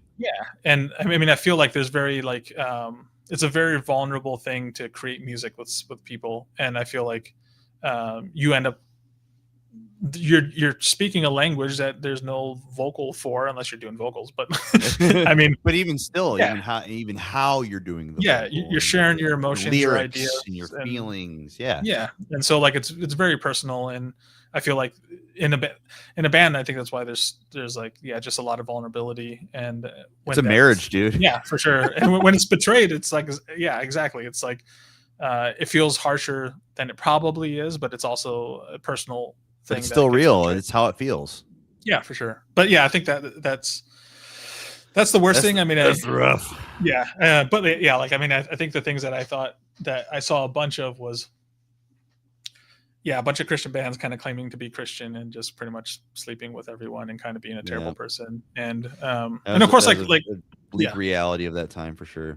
For sure. And it's one of those where people just don't really talk about that part of it. But I feel like, to me, that was a lot of obviousness of intent. Yeah. I mean, I feel like if being like at the time, it was legit cool to be in a Christian band. Like, and so like, isn't that crazy? Like, let's take a second on that one. Like, being in a Christian band in 2005 was sick. Yeah. Like, you were like a cool guy. It was one of those where, like, I remember when I first joined the Dawning, I was like,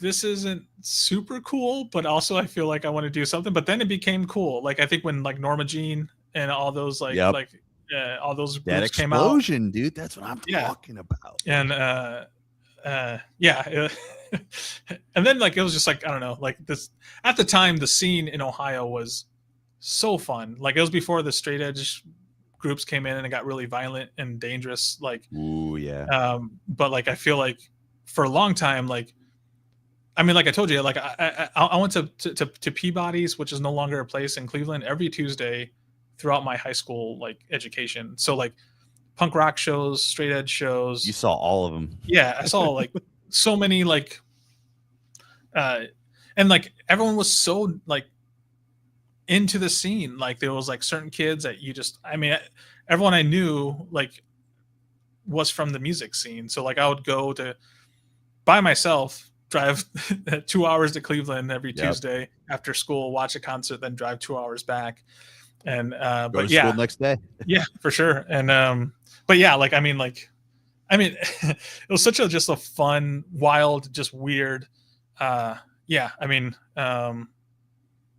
remember just seeing such wild concerts and then shows, and then of course like we probably don't want to get into the like straight edge violence that kind of it ruined the scene. That's a whole other podcast. That is like, I mean, and I was like, I never claimed straight edge, but like I was friends with a ton of straight edge groups because like they're like, oh, this guy is straight edge. I didn't claim it, but like I didn't drink, I didn't smoke, I didn't cuss. I still don't cuss. Right. Yeah. No. So like, like yeah, being around you, I naturally kind of go back to that form, because it's because I love cussing because yeah. I mean, there's nothing wrong with it. I just don't like. It's exactly. It's like a personal preference, and I'm always the type of person where that's like I'm like sensitive to somebody's vibe, and when cussing's not a priority, like even when I was in Settle the Sky, I've always been a cusser. It's just how I was brought up, just my dad, and so like it was just such a natural flow of the fun part of the language, but being in that environment, you just sort of like, oh, maybe I don't need to, like it's it's a there's so many of that like pieces of those things like in that time where like stigmas of things, like there was a lot of those discussions of like, can we smoke a cigarette? Sure, but is it wise to smoke a cigarette? You know, can you have a beer? Yes, you can have a beer. You're 21, dude. But is it wise to have a beer when you're being a little extra preachy tonight? Like it was always about wisdom. Man, we are ADHD tonight. I know it's. I mean, along with that, I mean, I feel like I remember that was legit one of the turning points of like I remember when Stefan and Joey and David were in the band, or I guess that was the band, but like like that was the core. Yeah, like I remember when I think the first time like Stefan would cuss every once in a while. And I remember, like, that's when I kind of gave up a bit, like, yeah, we're no longer a Christian band. Like, because, like, I remember, like, let's effing move this place or whatever. And then I'm like, look over, like, oh, man, he just, like, there's no way. Well, but yeah. And I mean, it's not a crazy, like, it's not, like I said, it wasn't not really a huge big deal to me. But, like, I remember I was just like, it's a matter of just, what you're wanting to represent and stuff. Exactly. For me. Is it wise? Yeah, for sure. And yeah, and I even like when even with like Chaz, I mean, he never did anything bad, but like girls were obsessed with Chaz. So like he was a hot boy. Like but like he had his straight hair, he had the whoop, he had the girl pants. Yeah. I remember those like I don't know if I should go on this side tangent of like the so like I remember we used to play the We're Vamps. Here, dude. We used to play the Vamps all the time. Yes. And I found out it's like bands complain they used to complain like nationally about the Vamps, and because it would be the second floor and you had to like haul your gear up to the second floor. Oh my god! But I still have PTSD. Yeah, it's no longer a thing, I don't think anymore. But oh no, that whole building's gone. Yeah, probably.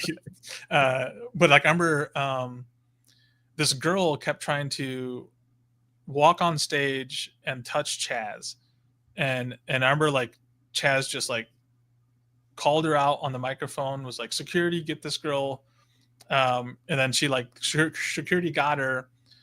And she was wearing like a ballerina like costume, and she was nuts. So and so like random. And so like she like somehow got away from security, came back without her underwear, and then like just like what went in front of Chaz on the monitor on stage and just like spread eagled, just like, and then like I was like, ugh.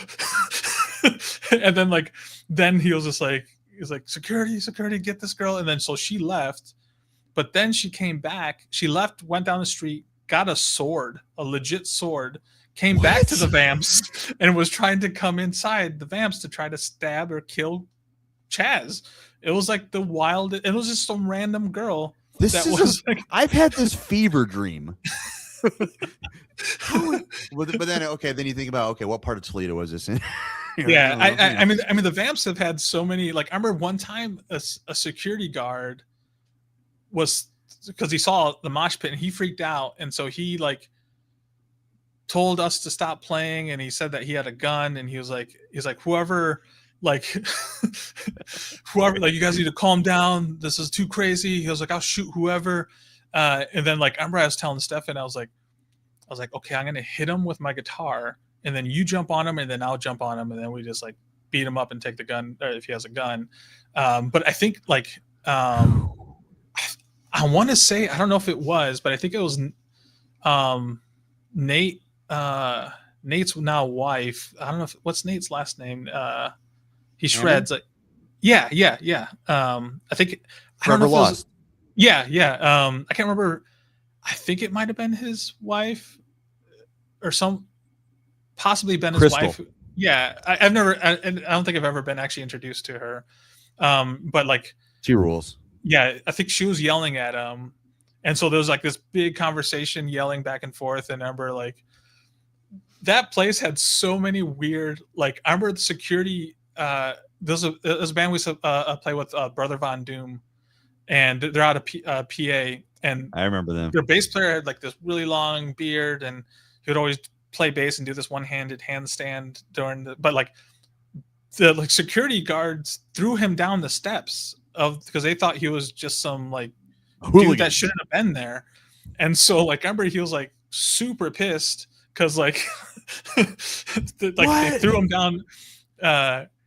Like this place was wild. Like Pierce, our old bass player, like I remember there was a straight edge group there that jumped him, and super, like I think they like broke his arm and like his rib and jaw or something, like almost tore his ear off. And then he ended up joining that straight edge crew or something, like something crazy. But I mean, that it was formerly a Masonic temple. Yeah. So there's probably some weird esoteric energy and weird shit going around. Well, but go ahead. I mean, a lot of it was because they shouldn't have done this, but it was like the first floor was hip hop, second floor was metal, the third floor was goth dance. So like any of those guys would. I forgot about this. And that was like every weekend, every day. So like people would meet outside and be like, these hip hop guys are just like, F this goth guy, he keeps looking at me. And then there's just metal guys who just look mean. And what's going on? So like then they get the security guards that are just like, who don't know anything about metal, and they see like these guys like that are like acting violent or whatever, and they're just like, no, that's like a criminal. Like, yeah. But yeah, like the Vamps had such a it was such a weird dude. Yeah. My favorite Vamps story that includes you was my brother and I and our friend, we randomly went to see Vader there. Okay.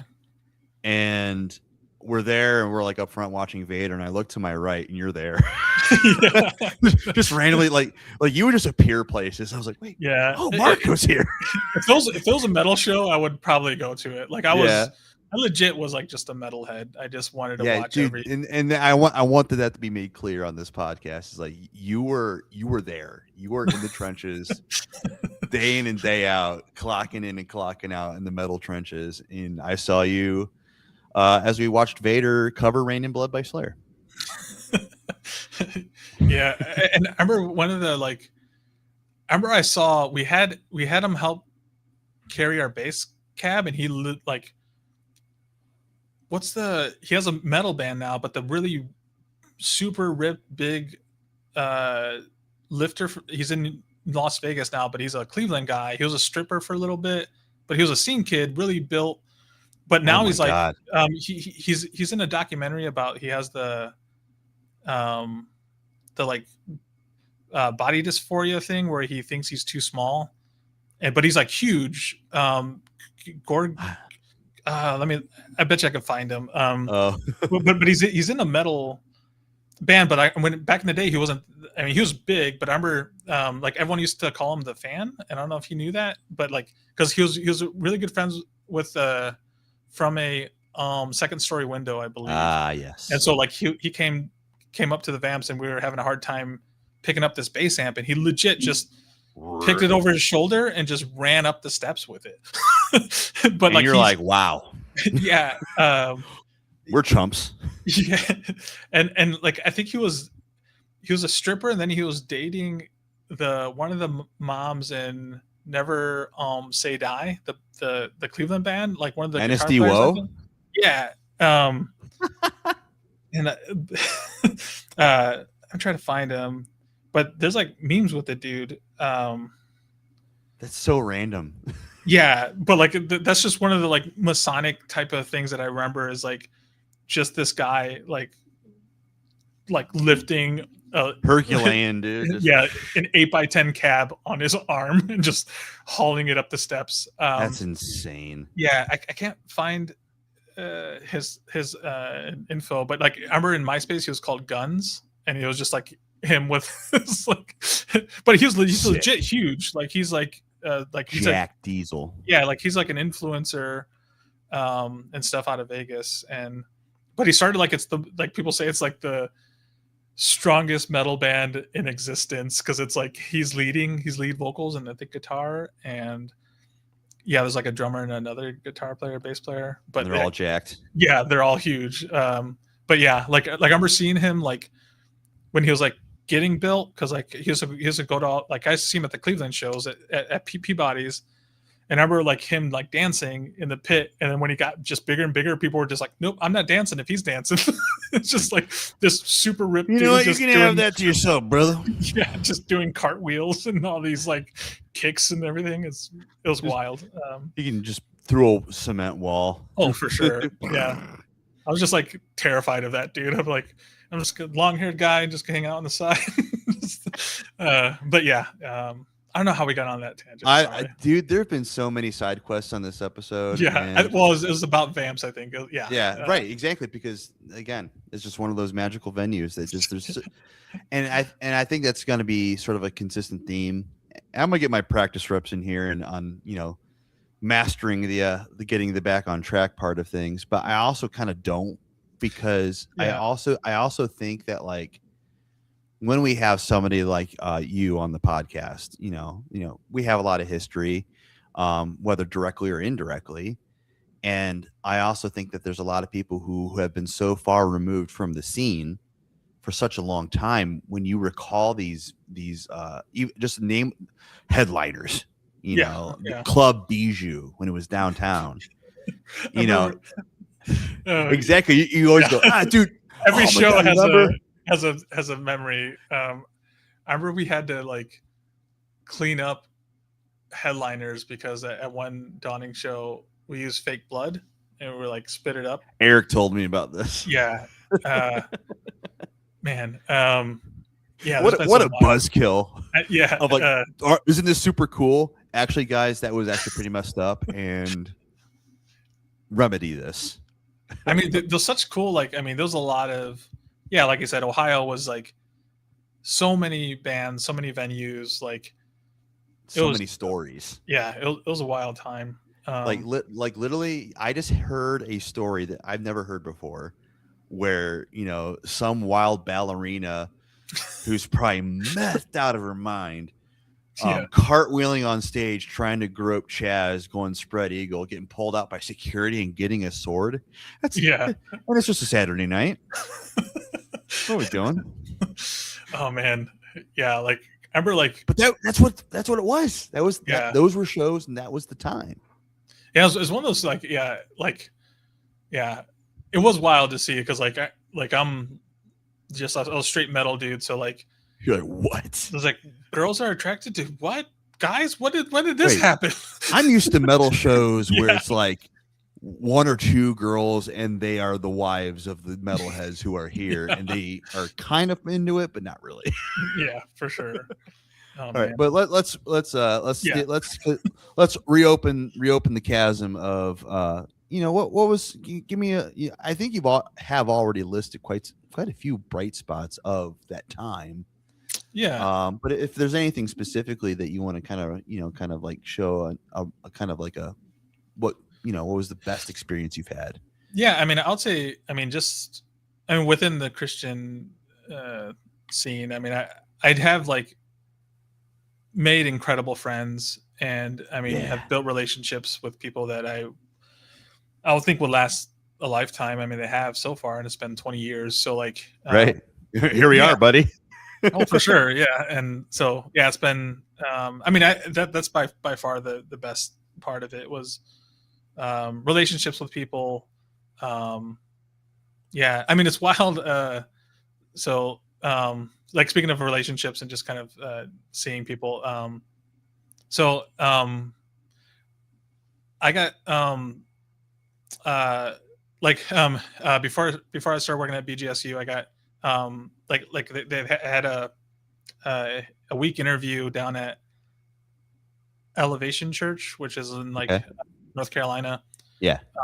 They're to do audio stuff, and I remember they were giving us a tour, and I remember I was like, they're showing us the like what they do, the live board or whatever, and I remember the board guy. I was like, man, this guy looks familiar, and then I was just like trying to figure out who it was, and I was like, Brandon, and then like he was like looked at me, I was like, What? and I was like, and then I was like, Brandon Poole, and he was like, yeah, and it was Steven's younger brother, Steven Poole, our drummer, Right. but Yeah. he was like their main sound guy there, and like he was just like he's like Marco, and I was like, yeah, and then like What? kind of, and like I remember just being like just telling everyone these like stories about him being a kid because he had a pet flying squirrel that he'd have always wear bibs, and he would put the flying squirrel in his bib pocket. But that was just like, I don't know, like just relationships like that where like they'll last a lifetime. You don't even have to see them forever. Yeah, But like, dude, people, we could have an entire podcast series on just the lore yeah. of the characters that you have met and the relationships you cultivate in this time that we were in the the early and mid 2000s, and when they, and again, and I think it's really, excuse me, it was really cool that like a lot of these relationships are like so random. Like you'll drift away for a while, years, and then you just randomly like, oh, like North Carolina at some church. Oh, hey, Yeah. dude. And then instantly, because you shared such a very specific and nuanced piece of history and vulnerability with each other, that connection doesn't fade. So when you kind of walk back to seeing somebody just randomly, you instantly connect and go, oh, dude, what's up, man? And no, that is a really beautiful part, because I still have like at least a dozen plus Facebook friends still of Oh, like for sure. all the dudes and that I met just touring, and Christian and non-Christian people, and they were all just great people in their own rights. And then you see them where they are now, and they're working IT, and they have like 3 kids. You're like, wow, yeah, dude, like life's weird, but like we're all here doing it. But speaking of that, the last and kind of final thing that we kind of like give the full base here, and I really want to hear this perspective from you, because like you've alluded to this many times tonight, where you've been away from this thing for a while. Yeah. You've lived, like I was talking to my girlfriend about this upcoming episode and about kind of who you were, and it's like I think that like you're somebody in my life where I felt like you've lived so many lifetimes already. You've had so many story arcs, Yeah. in so many different paths and so many different things. And so, given that fact that you have lived so many different new experiences and are completely, you're happily married now, you're a married man now, what the heck? And, you've been traveling, you're a professor. Now that we're here in 2025, on some random podcast, when you do think back on the full spectrum of everything that we've talked about, all the side, quests that we've went on, all the, oh, I remember this tour on, on this guy, and, this lady tried killing this guy with a sword, like Yeah. when you look back on all of it, what are your feelings like when you think about that? Because, again, one of the things and motivations to do a podcast, because I always preface this where I am of the belief that there are enough, doughy white guys with podcasts out there, and so I kind of had a proclamation of like, I don't want to do that unless I really have a purpose. And my real purpose with this, if I can get vulnerable for a second, is rectifying and kind of like making sense, because that's where I'm at right now. Hurtling towards 40. You know, like you kind of look back and you get nostalgic, and you start kind of like seeing things from a new perspective. And I kind of wanted to bring people like you in. Like JD's still kind of in it. We're playing in Soto the Sky still. Or like we're writing new music, and but I want somebody like you who is such a stalwart of the scene, and you had this band that did really cool shit and wrote a really great EP and has some fantastic songs. But that was another lifetime ago. And but I also I've seen the itch come back a little bit in recent years with you. With you're sending me some demos of some old songs, and you're like, oh yeah, Tribunal's doing like a reunion thing or something like that, and here's some different old demos. Like I remember you sent me the first From the Shallows Came the Sinners demos. Yeah. That I tried writing bass parts to. You still had those, and that was a whole thing. And then you guys did obviously the re-release of the EP for vinyl, sold out 3 minutes. How are you feeling about that now that you're Professor Mendoza? Yeah, I mean, I mean, I guess I'm not too sure what you mean feeling about what part of it, but I mean, I would say that like it is pretty general, of just like when you sit down and slow down for a second, you kind of go and you just kind of think about that with the time and distance that you've had. What conjures up? Is it good feelings, bad feelings, mixed, or is it just sort of like it was nice? Yeah. I mean, I'll say it's good. I mean, it's okay. I mean, it's one of those where like, I mean, it's still mind blowing to me that like, yes, okay, like people still listen to an EP that we made, and it's just like, and people are into it, and people like enjoy it. Because like that's wild. Yeah, I mean, I think any kind of I mean, when I was making these songs, when like most of the songs I made, and I wrote stuff that I wanted to hear.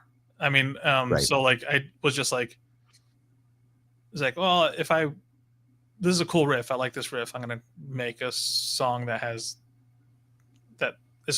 like, that I would like to listen to. I love At the Gates Go. Yeah, pretty much. But yeah, it's yeah. I think it's one that it's like a humbling thing. It's kind of like, it's always, hell yeah.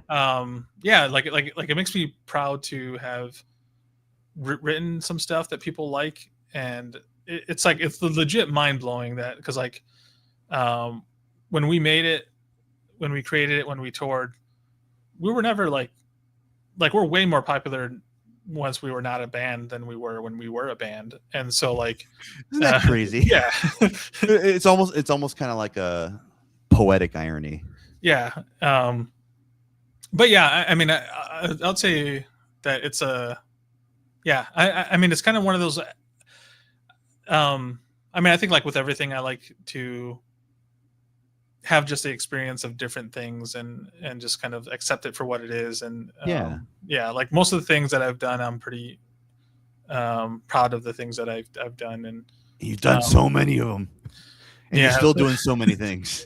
But yeah, like I mean, I think even with all the bad kind of right. things that happened, or like the drama that comes with being in a band in general, I mean, I think it was completely worth it. I mean, there's for me, even if it was like terrible, I feel like it makes you who you are, no matter what the experience is. And yeah, it's definitely, yeah. I don't think I would change anything, because I couldn't change anything. And it's just like one of those, what's like, done is done. Yeah. Yeah. Everything is what it is. And yeah, I've had a pretty cool, I've been blessed with a career as an engineer, and the love for audio came from playing music. So like, I mean, it's all everything is tied to Yeah. each Yeah, other. So exactly. It's all web. yeah, for sure. But yeah, overall good. Overall, good. Yeah, We get, for sure. but no, but I really, not to sound, dramatic, but I really needed to hear that, because like there's almost like a restlessness sometimes when I think back on this stuff, because I kind of, especially when we make the point of like, isn't it crazy that like you're more popular now Yeah, on like streaming services or like selling a re-release for a vinyl, like yeah, like for me when I have those experiences, because like Settle the Skies had a little bit of that, and also uh a band that I helped start, which was Convictions, which, side note, uh Marco is one of the original engineers of those early demos for that sure. that we recorded at your place. Don't know what happened to those. Well, yeah, funny story with that. I think I sent them to Zach, and he was like, "These cannot be released." So, Damn. yeah, That's but they're cool. I mean, they were definitely cool songs. Like Eric was playing guitar on them, yeah, and you were in yeah, there, and like, and that kind of ties in with all the weird inner drama. yeah, But like, yeah, but like, but that the reason I bring that up is like now they're still a band and they're doing pretty well and they're yeah, doing big tours, and so I tend to struggle with a little bit of like, I don't say bitterness, but a bit of bitterness, but also sort of like a like I said, restlessness of like, man, I should have zigged when I zagged, like if we could have just, and so I think hearing your perspective of like, one, and first and foremost, what's done is done, the good and the bad. But when you kind of look at pull the lens out a little bit, just being able to have like this, like, you're like, oh, dude, what a blessing, you know, isn't that cool? That, in 2025 people are playing our EP from 2007. That's wild. yeah. It's still It kind simplifies of it. mind. Yeah, for sure. But yeah, I mean, yeah, I mean, I'll say if anyone is like, yeah, I mean, I've had a different kind of attitude than a lot of people, and actually, I think this attitude has kind of helped me in the entertainment industry on the West Coast and stuff. Is just like, I'm gonna do it no matter what. So like, Right. I'm gonna just keep doing it until I can't do it anymore. And I think like even like, I mean, that was a whole like, yeah, like, so I like when people tell me that you can't do something, because then I want to do it. You're like, And so well, like, yeah, like I remember one of the first things someone told me, like I remember when we were in the Dawning, people were just like, "Oh, it's so hard to get signed to a label," and I remember I was like, I'm gonna get signed to a label. yeah," and so like that was what like I was like, "I'll do it," and then like I remember like after that I was like, people were like, "Oh, it's so hard to tour the U.S." It's like, I'm gonna do it, and then like even when they're doing engineering stuff, that like I remember when I moved to the West Coast, it was like, well, I want to work with some Grammy nominated people. I'm gonna keep working at it till I did, and then I think now I'm at like 10 or 11 Grammy nominated artists that I've worked with. Damn, dude, hell yeah, love And so that like, for you. and it's one of those two where I think it's a lot of like, to be honest, it's like a bunch of, um, I think having a speech problem that was really, really bad growing up and not being able to talk and people and having all this like, cause like, that was the most frustrating thing. And I think it is that, cause I remember in school, my whole life, like people would ask questions and the students questions and I'd have the answer, but I knew I couldn't say it. Like or people would laugh at it. So then like, I'd be like, so like, yeah. So I just wouldn't raise my hand on things. And I'd like, Right. yeah, people would just think I'm quiet or dumb or whatever. But like, yeah, I mean, it's just, yeah. And so like a lot of, yeah, a lot of my experiences is just like, yeah. And I guess my dad owning his own business and kind of seeing that and him, yeah, kind of, yeah, yeah. I'll say if you're, I mean, if any of you guys are interested in the entertainment industry, they say it's like if you don't have the heart for it, you'll know right away. But also if you're Hmm. gonna wanna like if you're actually gonna do something, there's nothing is gonna stop you from doing it. Like and yeah, I mean I feel like consistency and I mean like we weren't anything as a band we weren't anything huge, but I've everything that I wanted to do I did. I never wanted to be a huge band. I never wanted to like just Right. live off of like music or do create some a bunch of do stuff. do some school stuff. Yeah, yeah, and like I mean that's the reason why I went to school is why I stayed and got a master's degree because I wanted to eventually teach, and so that's what I'm doing now. And I mean I'm doing other Freaking stuff doing at it. school as well, like managing the studio and um, like the That you're recording currently service. sitting in. Yeah, well, this is my office. Oh, this all Yeah, but yeah, podcast HQ. uh, but yeah, I mean, I don't know. I don't know if people are watching any of this for any kind of like boost in confidence or anything. But like, one of the I remember when I first moved to Seattle, I assisted in like one of my engineer friends, Tom and Ember. He worked on a bunch of stuff like cool stuff like Quiet Riot and a bunch of So other sick. groups. And so like I remember asking them, I was like, "Oh, I've heard you worked on this cool stuff." Because like the first thing I did, I was assisting him on a Tower of Power record, and so like I remember he was recording the vocals and he made his own microphone, just like super nerdy, which I love. Like he's an audio, Yeah, like, I gear shit like that. yeah, he's like super cool. And but I remember asking him, I was like, "Oh, how did you do cool stuff?" Like and he was like, "Oh, like you do it long enough, you're gonna do cool stuff." And like it was super simple, but like in my mind, I was like, there has to be like, how do people get this stuff? And it's just consistency. And like, yeah, I mean, I've Just do it. although like I would say the most stuff worked on a lot of hip hop and R&B stuff, which is honestly my background from being a kid. But Yeah, that was your foundation. yeah, I grew up. I mean, I moved to Seattle thinking I was going to record a bunch of metal and hardcore, All right, and then yeah. it was just like hip hop, R&B, and folk music, pretty much, and some funk stuff. And you're like, this is great. Yeah, I mean, it was all good too. It was all good, like for sure. But yeah, I mean, I would, like, yeah, I don't know if that's any if I don't No, know. that's everything it needed to be, really. Yeah. No, because that's that's again, like I lead every podcast I'm going to do or episode that I'm going to do on this podcast.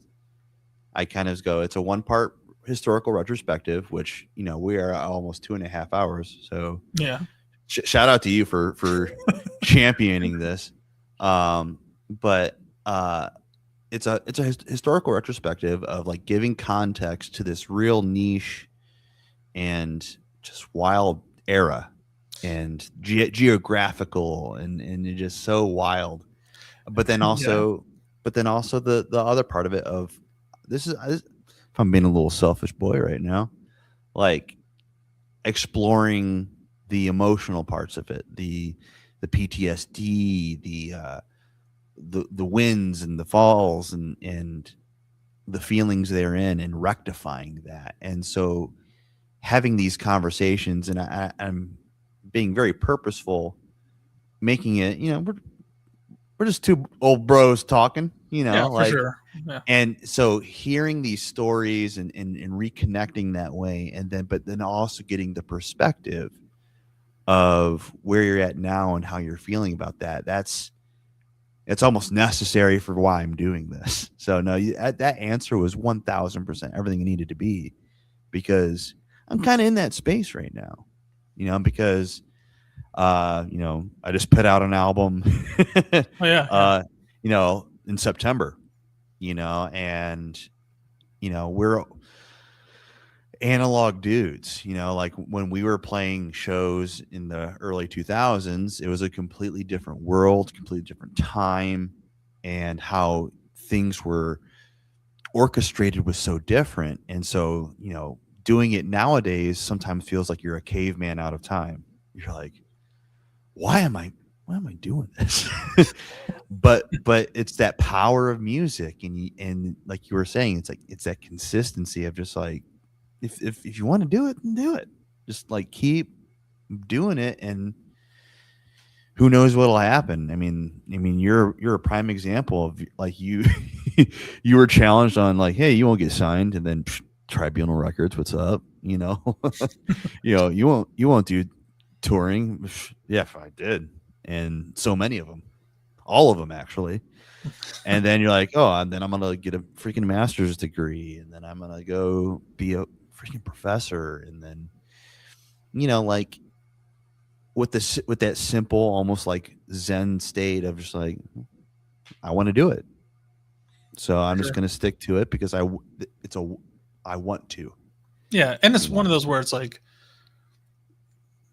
yeah, I mean, and everything for me was not the end result, but the experience for myself. So like, Right. I think I might have a different goal than other people. So like, my experience was not necessarily be like successful in the sense of Right. making money or doing any of these, but like my was experience. So like, I was like, I want to have these experiences. I want to see what it's like to experience, to be on a label, to do touring, to like work with different artists. And it was never to be like, it just has never been my goal to be like, I want to become a millionaire by this. Like, Right. Yeah. Like if I had that in my head, I mean, I could probably like, I would fight for it to have it happen, but yeah, it's never been. But that's not. Yeah.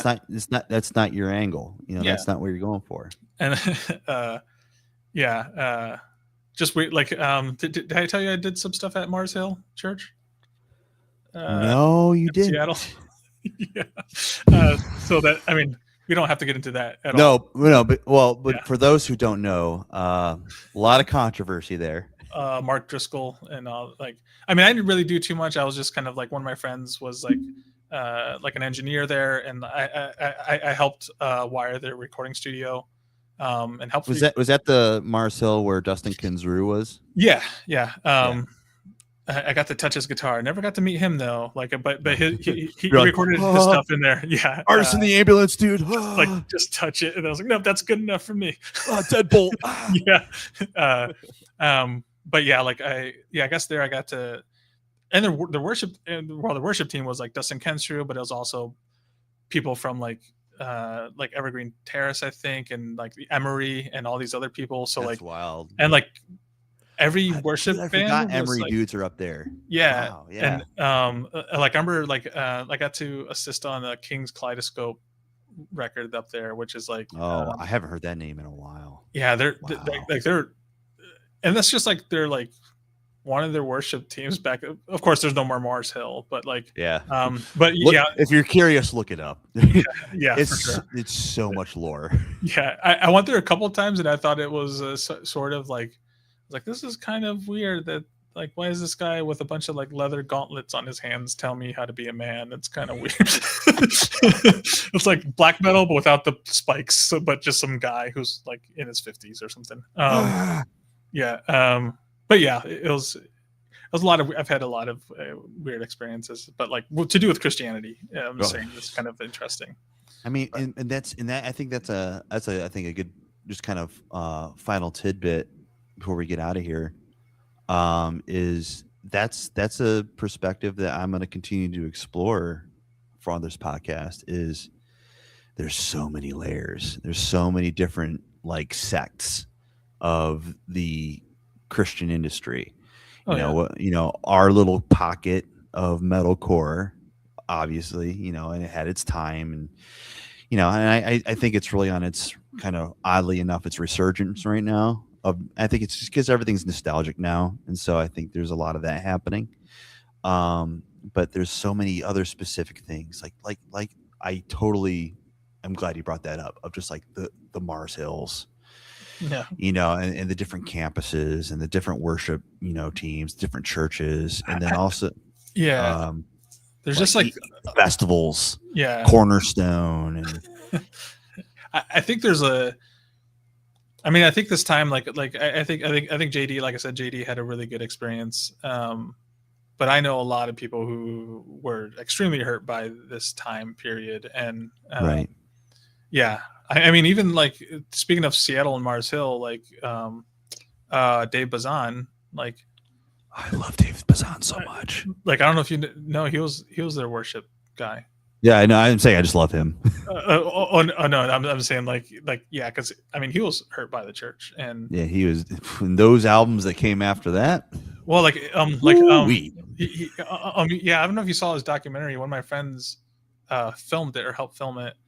But it's like if you go on Amazon and look it up, it's but like it's so real about like, I mean, he grew up in a very evangelical church and started singing, and then now like people just don't, because of Pedro the Lion and all these other things, people don't are always being like, well, you should believe because of this, and he's like, I don't think it's right because of the things that I've seen, the way I've seen people be treated, and that's a legit.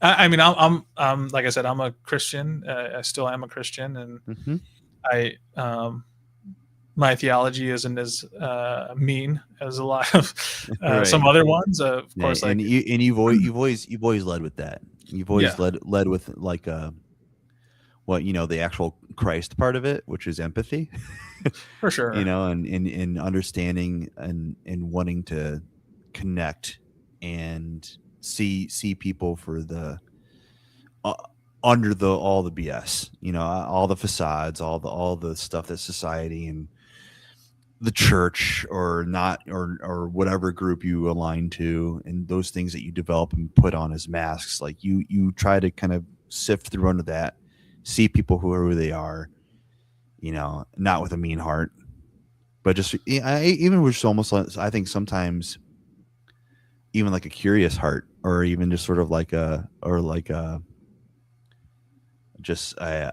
dude, I was there. Like an empathetic heart. I was like, oh, I remember that, and just sitting with somebody. And sometimes that's, that is the Christianity that like brought me into the industry, because when I joined Settle the Sky, I was still, total neckbeard, like, well, actually, like I was still pretty full into that. But, I'm also, I'm a human, and I want to be human with other humans.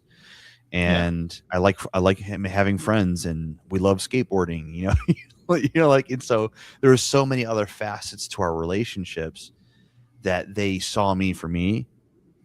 And that's where I was like, maybe this might be pretty cool. And for sure. I kind of opened that door a little bit, and I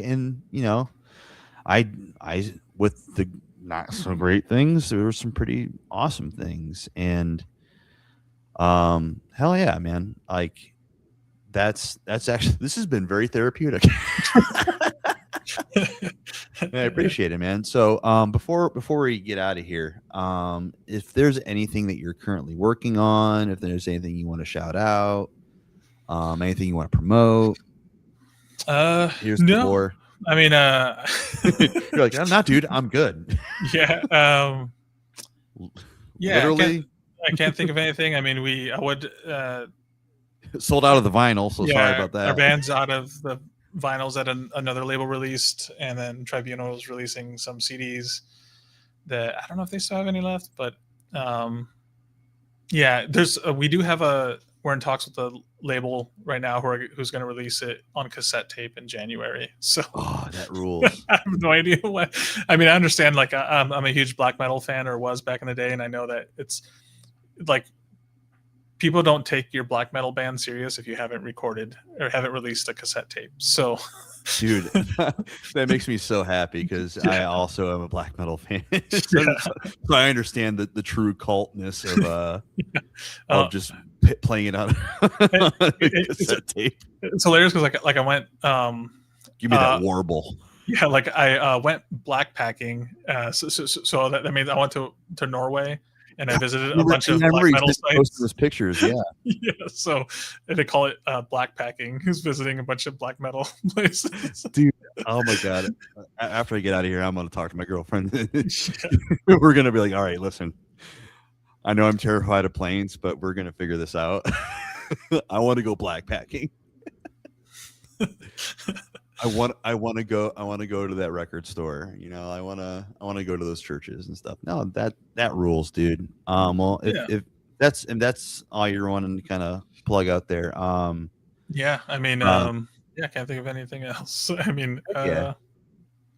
yeah, if you're in Ohio, want to take some recording classes or something, I guess. Please enroll. Yeah, enroll. We have Pudge the cat now, so the cat's more popular than our falcons. Dude, Freddie and Frida. the rise of Pudge has been It's been ridiculous. Like our friends who live in Norway message us and be like, "Have you heard his Pudge from where you're at?" I'm like, oh yeah, that's that's weird. Isn't it like the kicker of the team or someone on the team? I think it's someone on the team's cat. But yeah, sorry, I don't want to keep talking. I know that it's been like a long dude. No, and I, just so and everyone knows, there's no cap on this. If it's like an hour conversation, if it's a 4-hour conversation, this is an exploratory podcast. Just trying to make sense of all of it and have some good conversations, share some crazy stories. Like, I've known you for so long, and tonight I've heard at least 4 stories that I've never heard, and I'm like, what? Like the vamp story, the dude with the thong, the making with the G string, like just because because in hindsight, especially when you're talking about it now, you're like, wow, that's absolutely insane and that's ridiculous, but that is the reality. That was real. It was just like the most insane shit happened, and the good or the bad. And like I remember just to kind of like, I remember when with From the Shallows, it was like at one point, like we were like the most diverse band ever. Like we had a black singer, a Mexican guitar player, a Jewish bass player, and Shane Little, a redheaded redheaded. Wait, John was guitar, then so like it was just so many. It was hilarious. You were the United Nations of riff. Yeah. That rules. Well, hell yeah. So first and foremost, dude, thank you for hanging out with me and chatting with me. Thank you all for who's been tuning in. We've been kind of getting fluctuations here, and people have been hanging out the whole time. There's not been 1 second in the past 2 episodes where it was just us talking to ourselves. So I consider that a pretty cool thing. But since we still do not have enough followership to be able to do like things like super chats and stuff like that, because I really want to grow the channel. I want to be able to make this sort of like a self-sustained, well-oiled machine where we can get donations or like people chipping in. We can do some cool stuff. I'll maybe eventually make a Patreon and do some extra cool exclusive stuff. But I want to really explore this, and I really want to keep having these conversations with like-minded or unlike-minded folk who have been in this world, and just see what we can explore. So thanks again, Marco. I appreciate you so much. I'm glad you're still killing it. But this has been Core Confessionals. We're trying to do this every week, so tune in for further announcements for next week's guest. That being said, have a good one, y'all. See ya.